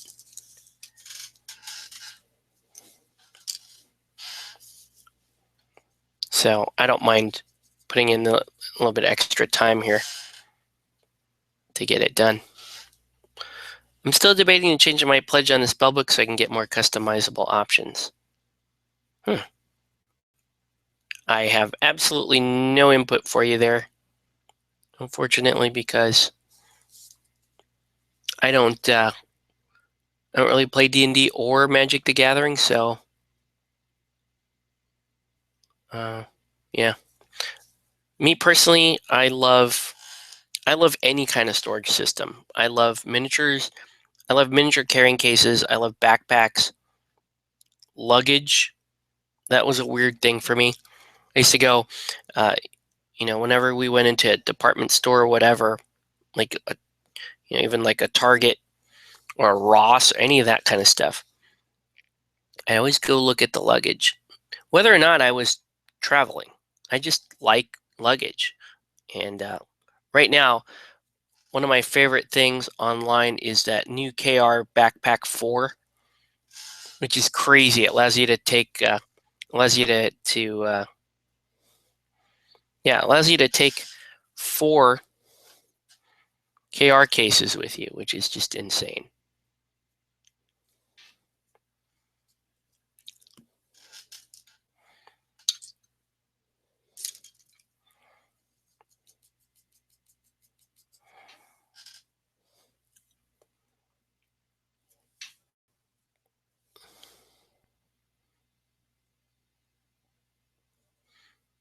So we're going to paint all this.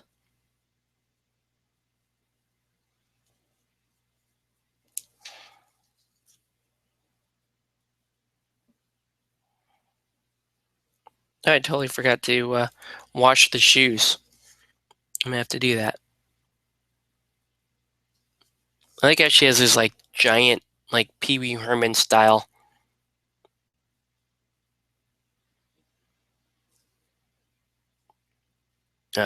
shoes. You're fantastic.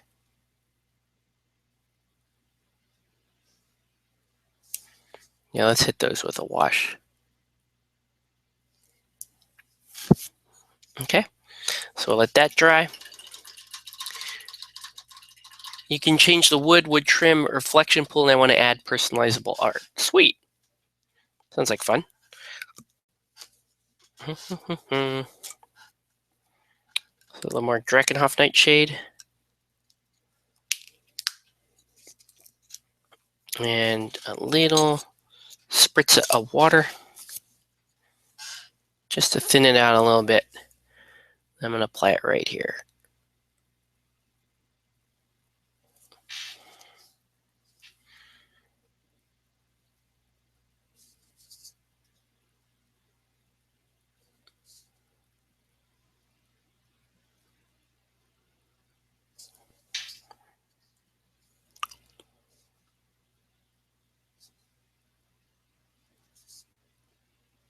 Yeah, it looks great.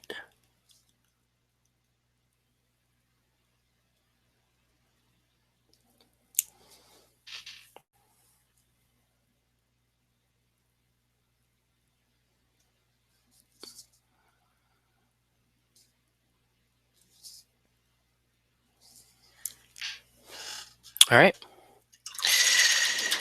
And while I'm at it, let's wash the hair with our Seraphim Sepia. Is it dry yet? No, it's not quite dry. Gotta wait. All right. Let's go back to white then. Oh, sorry. Glacial blue. We're going to do glacial blue. That's a great color to transition towards actual white.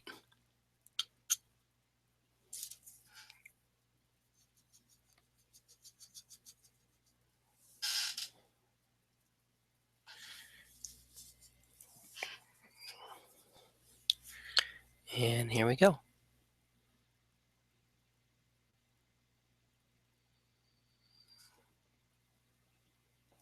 So you can see this looks almost white when you do that glacial blue.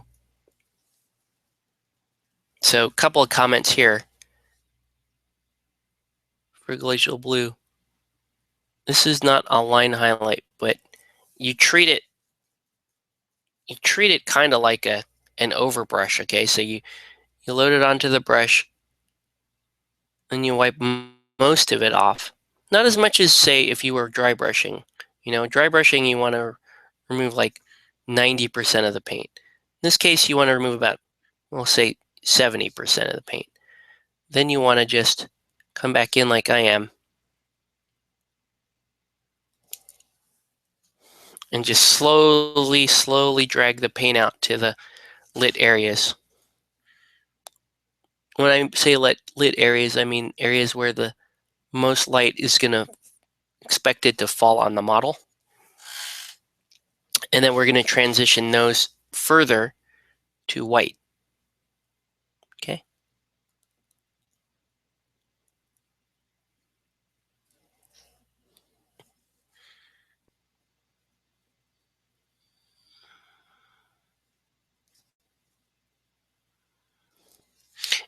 And you just do this for a couple of passes. Like, you'll see, I don't even really need to go to white to get the effect I want. This is going to look pretty white now.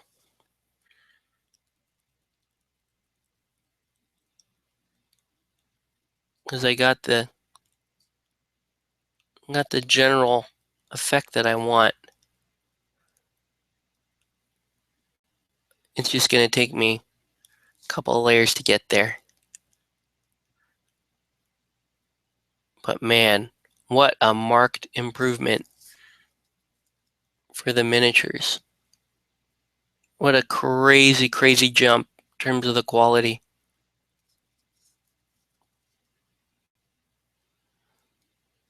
I won't lie to you, I'm absolutely having a joy, like, painting this. This is just fantastic. And just the way it's holding the color and the clarity of the detail is just beautiful. Absolutely gorgeous on this. Absolutely gorgeous.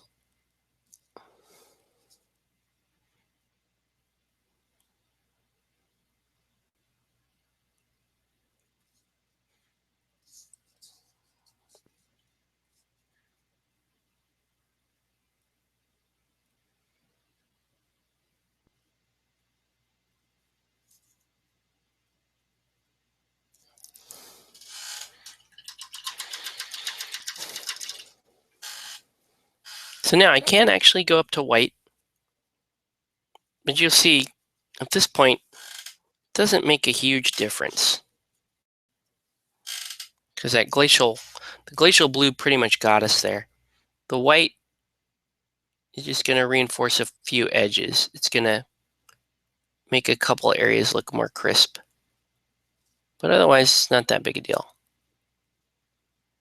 It's not really affecting this front part of the miniature.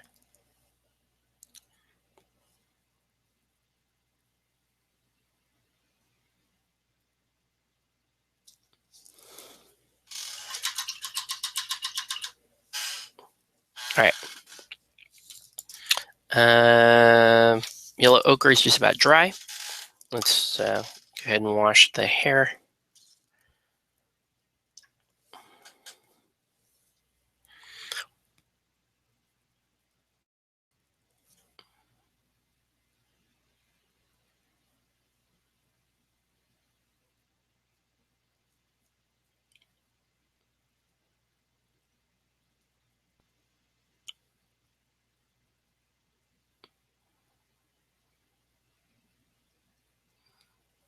And I'm going to come back and highlight the hair further to get those colors, to get the brightness of the hair that I want. I mean, this is Alice. She should have nice bright blonde hair.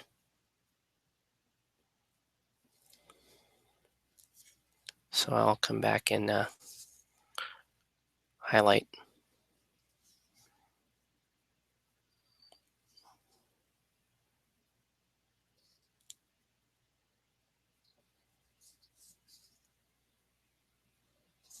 All right. Wow, Spellbook has 2,004 backers. Wow. Well, hey, what can you say? It's a really cool item. What do you think? Man, this is just awesome. I'm loving every minute of this. This is so good. Okay. Now let's go ahead and let's start highlighting the gun and the gray on the base. So I'm just going to add a little black to that. I'm sorry, a little white to that black gray. They give me a more like medium color gray.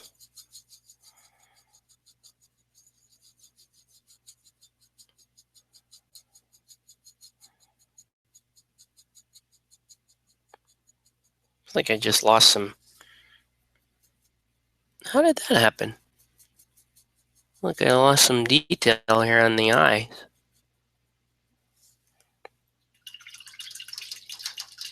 How did that happen?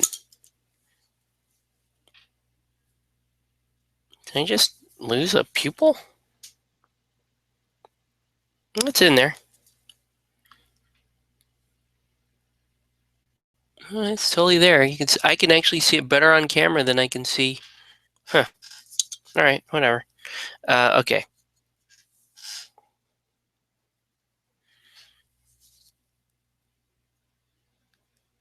So just use this as the base coat for the gun.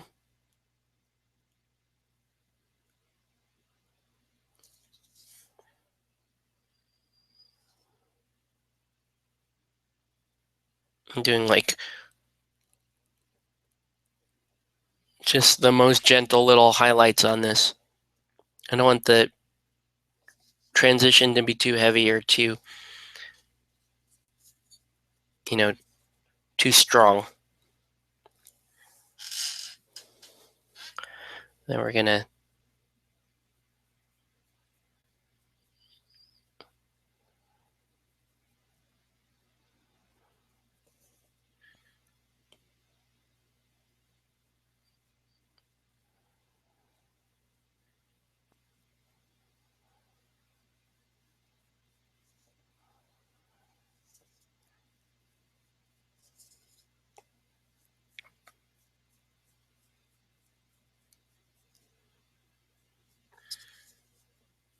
all right.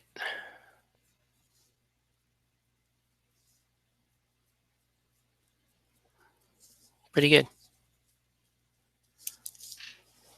Okay. Let's take it up another step. Still waiting for that wash to dry on the hair so I can actually get back to doing the hair. We're actually almost done. Not a whole lot left on this miniature, so we're just gonna keep plowing through. I know we're beyond time, but let's just finish her. I mean, we didn't finish Mr. Tom's. That's kind of a bummer, but it's okay. That's okay. All right. So transition up to the next color gray. Same deal.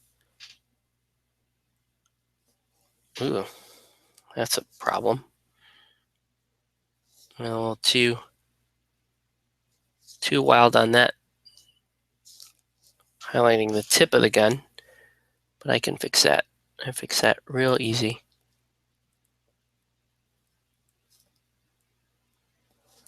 There you go.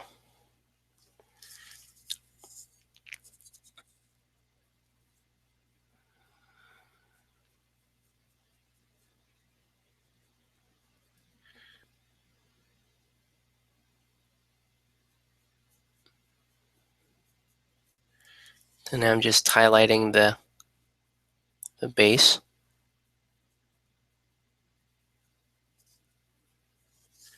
So these bases, I found the best way to do them is just, essentially just layer them up, pick out the detail with your highlighting, and then pick out a couple of points to add some lighting type effects, and then you're good. That's all you really need. And you want to avoid brush marks wherever you can. So if something has brush marks, come in, feather it out. Take a damp brush, feather it out, like I'm doing right now.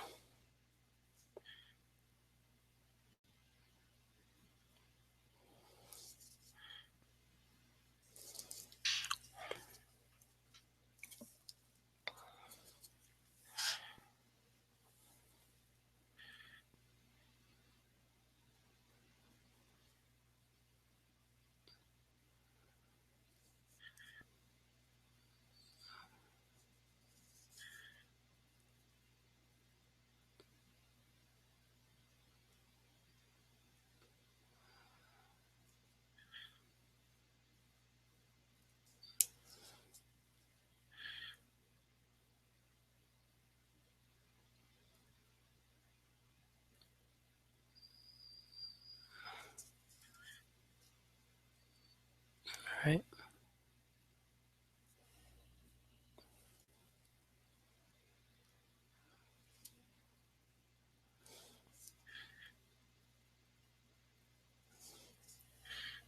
Okay, it's pretty good. We'll actually, we can use a wash to make this look a little cleaner than it is. I understand that it is, right now it's looking a little too scrappy.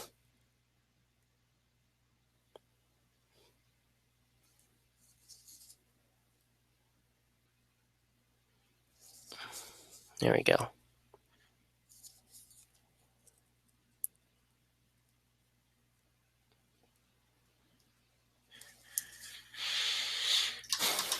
All right.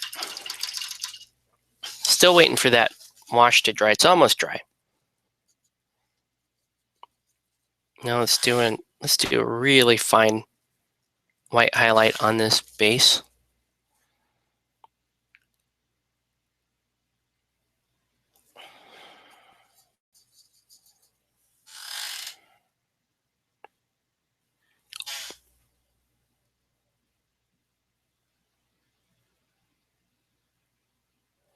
Son of a. All right. I need white. Heaps. There you go. I guess I could have done it with this glacial blue. Might as well. It's a little softer than white is. Let's go ahead and do that.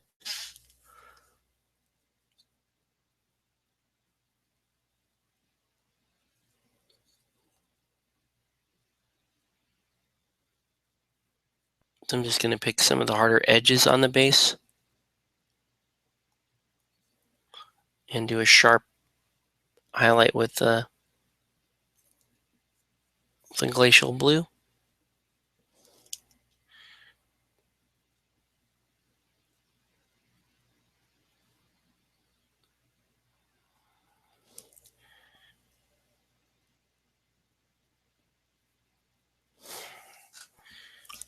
All right. Almost done, guys. So, got the rest of this week, I'm going to be getting ready for Extra Life. I'm hoping that we can push the total up a little bit. So I might throw some auctions specifically at the Relic Knights Facebook group and the Super Dungeon, the Chibi Gamers. But again, if you want that princess coin, which is rad, by the way, I highly recommend dropping in $5 for the auction. Because this is a stretch goal, the only existing backers or the existing sponsors who will get entries into this goal will be the people who did the blind bet. In other words, the people who donated the very first week of my campaign. They will get one entry. But if you want to get entry into the princess coin now, you're gonna want to drop in the $5. Now that's good and bad news for you. It's bad news in that yeah, I am squeezing a little bit more money out of you, but it's good news in that hey, now I'm only competing with whoever's going to donate right now. See, so I think that's good news anyway. But it's whatever you think or whatever you'd like to do with it. $5 for a princess coin is a pretty sweet deal.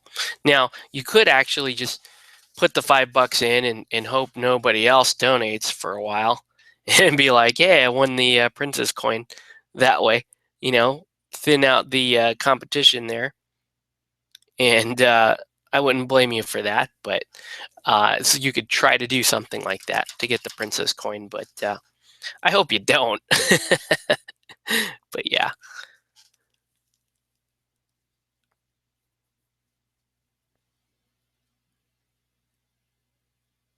Okay, so now I'm just cleaning up the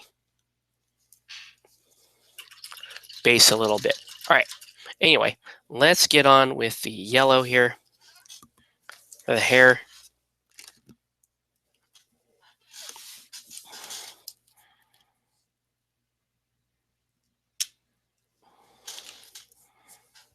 So I'm going to highlight with a bit of deep yellow.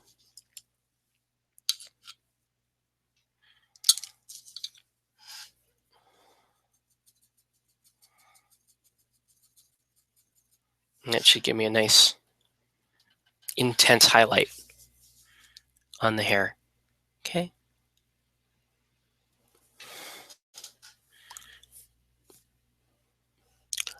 If I get the princess coin, do I win the game? Yeah, technically, right? You do. You get the princess coin. You can spend it to revive a fallen hero, or you can spend it to open up or purchase a treasure card from the video game store.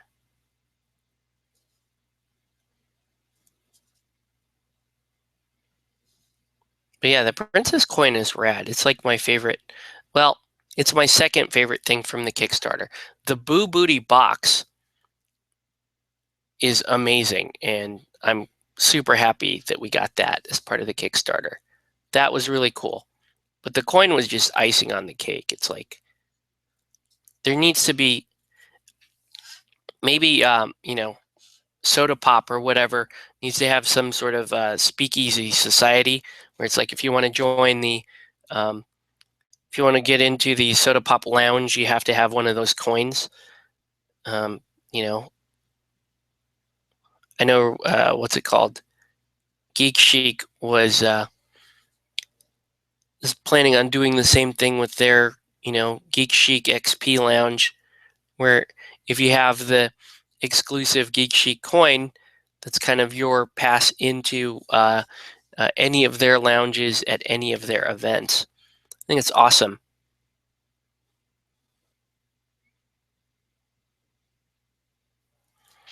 I would do that for SDE. I'd be like, yeah, anyone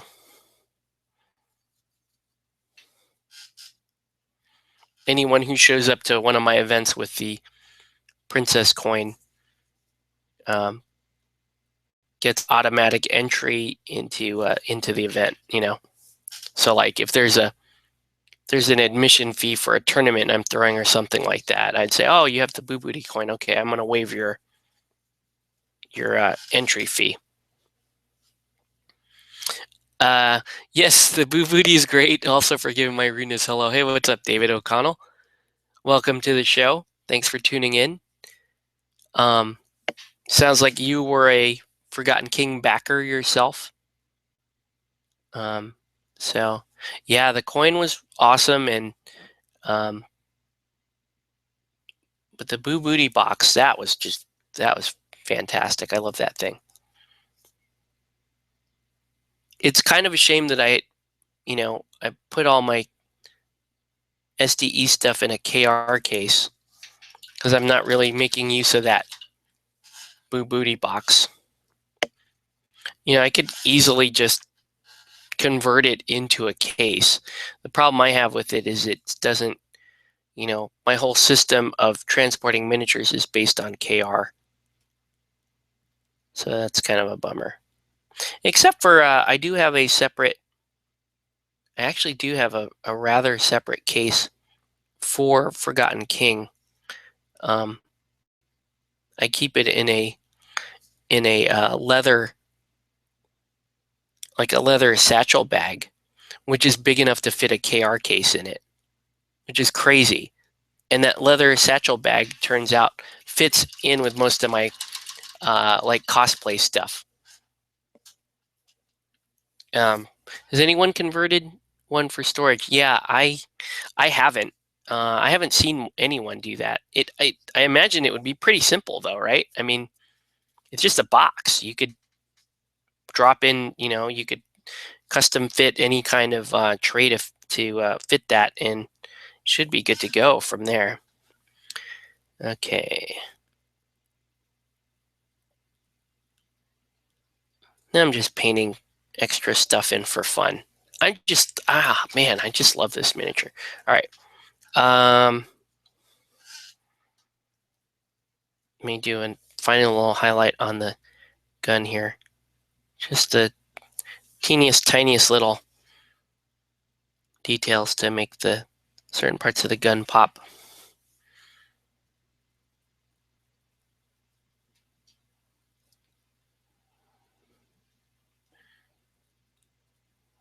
There we go.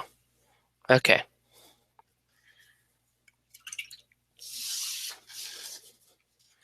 And the next thing I'm going to do is I'm going to take this white. I'm just going to make a little lighting effect here on the base. So I'm going to So wherever I'm going to put the lighting, I've got to paint that white. All right. Let's find my lemon yellow.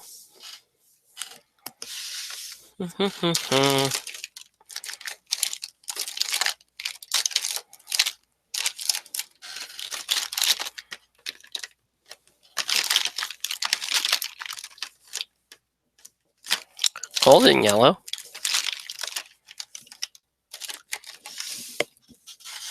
Yeah, I'm really looking forward to on Saturdays. I'm looking forward to Gabe's custom paint tray. That thing is going to be amazing. I mean, Gabe is a talented engineer, and that's what he does during his day job. And he designs stuff like this, gaming stuff, MDF buildings, tokens, and gaming, painting, and gaming accessories just for fun. It's just a hobby to him, and he is just amazing at it.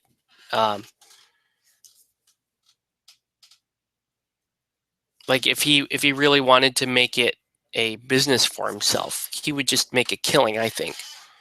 I have actually one of his paint trays here on my desk, like from back from when I first met Gabe. He was like, "Oh, you're a painter.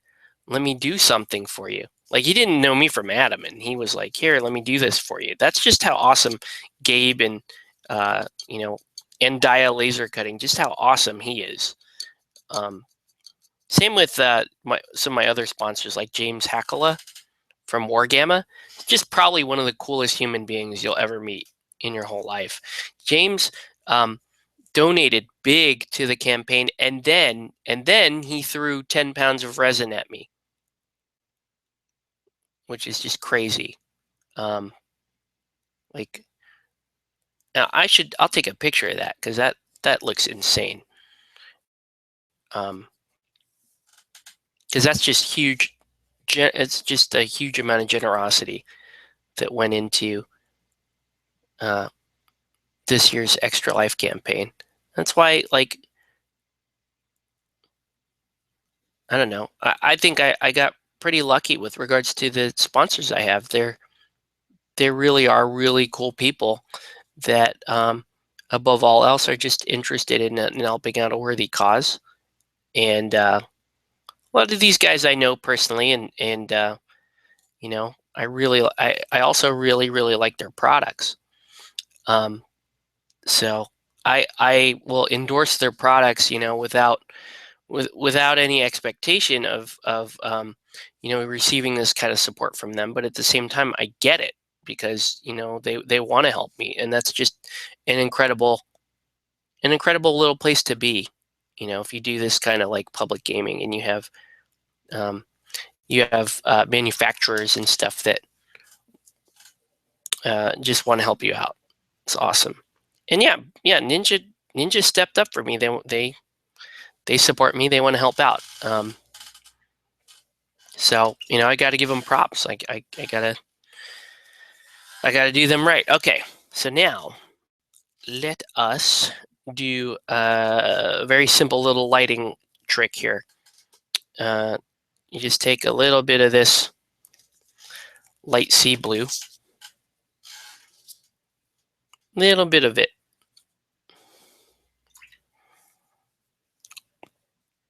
and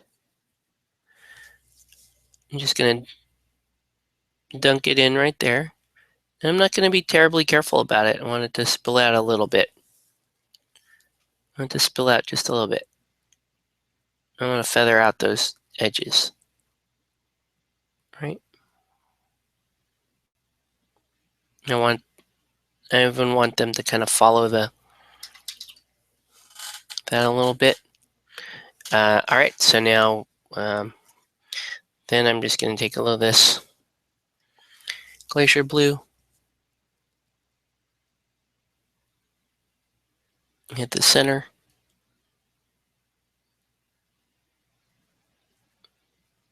where the lighting should be. Okay.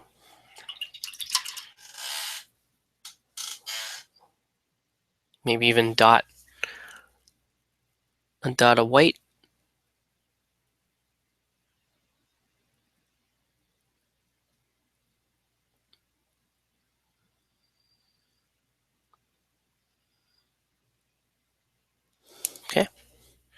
There you go. I met Gabe at Comic-Con, right? Yes, you did. Gabe was one of the guys helping out there at Comic-Con. So like I said, all around awesome, awesome human being. All right. Final little trick to making this lighting work. Take a little bit of ink and a little bit of water. And just bleep. Float it over the top.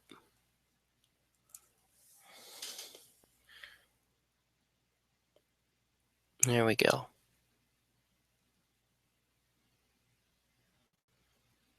And then feather it out.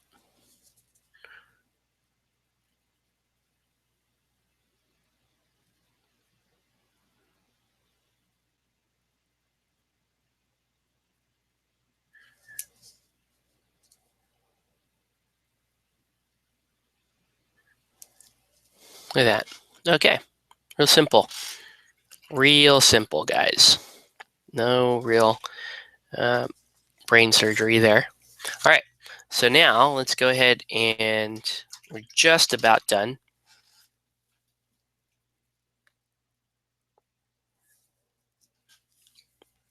Let me just clean this up real quick.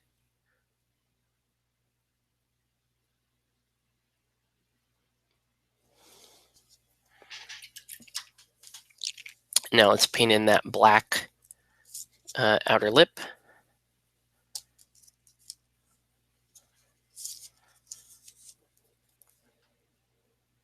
And then we'll have a look at our model.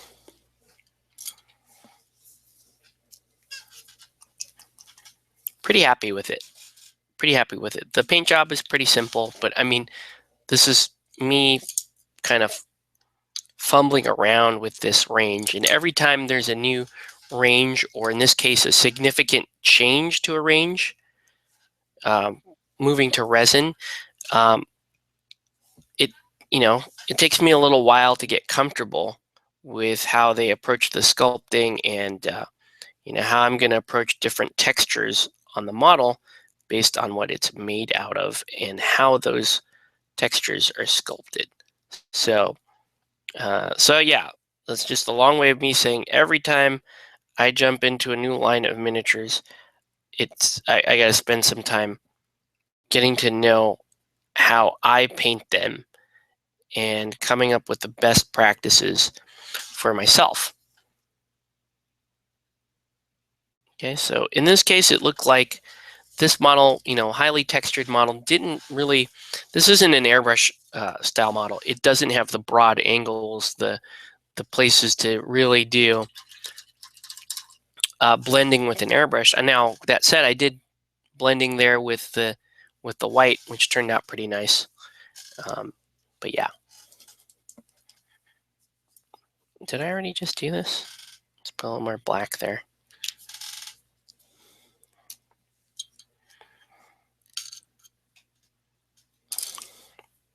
Okay. So let's mix that up.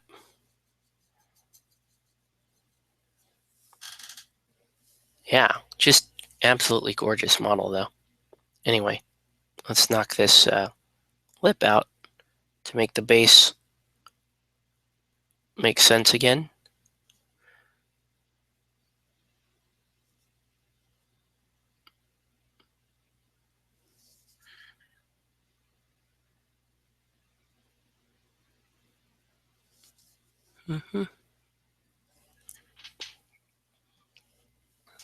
West Side.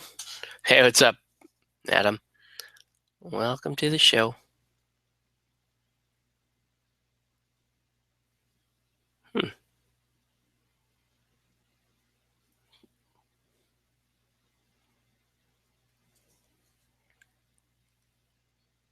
So you can use the painting of the rim to kind of sharpen up your lines on the base.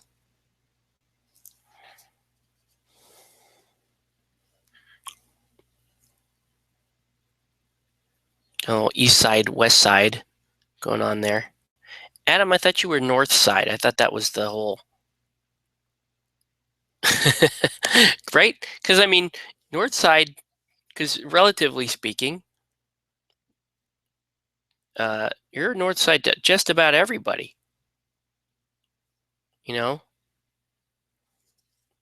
unless I have viewers up from Alaska or anything like that.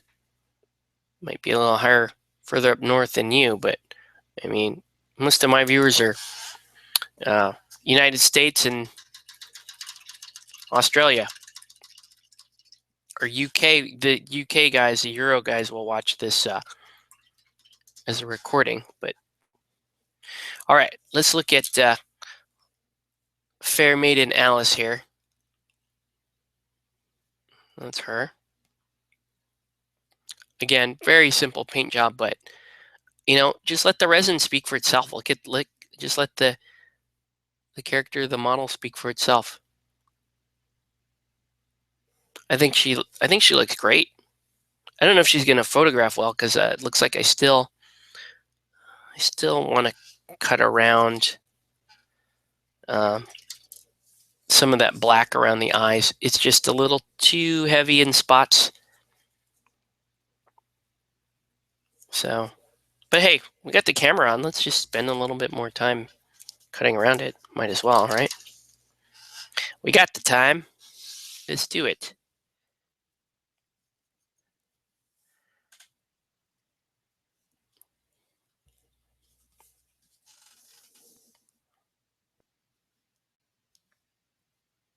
It's weird. It's just too thick in this one spot here. I don't know if there's a good way to trim that.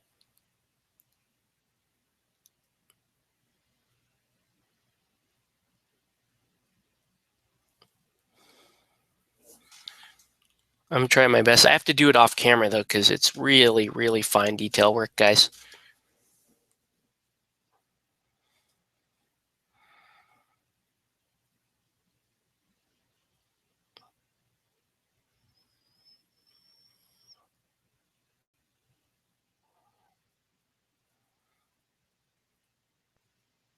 Looks a little bit better.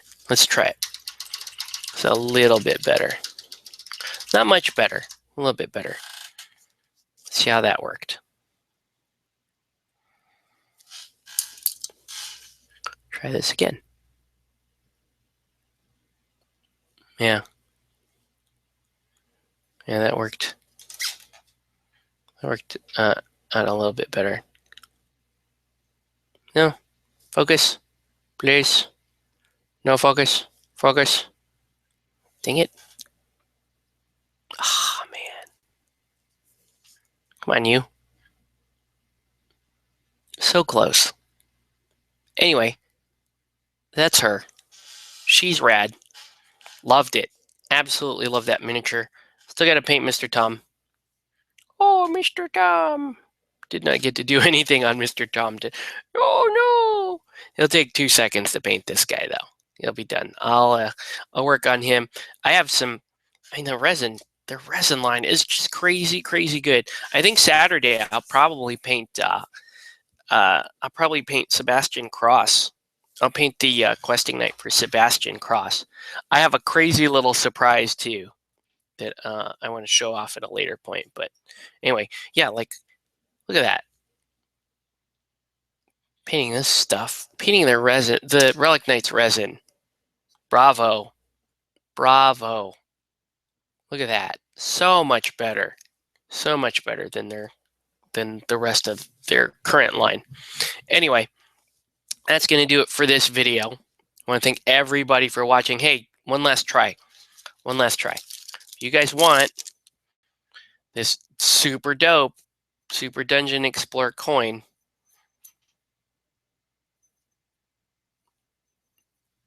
please donate to my Extra Life campaign and say, just say SDE coin, and I'll drop you into that drawing. You are competing with 0 people right now. Wait, that's true. 1, 2, you're competing with 3 people right now. So you have a good shot. Just like drop the $5 in, like put $5 in, be like, okay, I want in. I don't know. Anyway, that's gonna do it for this video. Nice detail, thank you, sir. I want to thank everybody for watching, and we will catch you on the next one.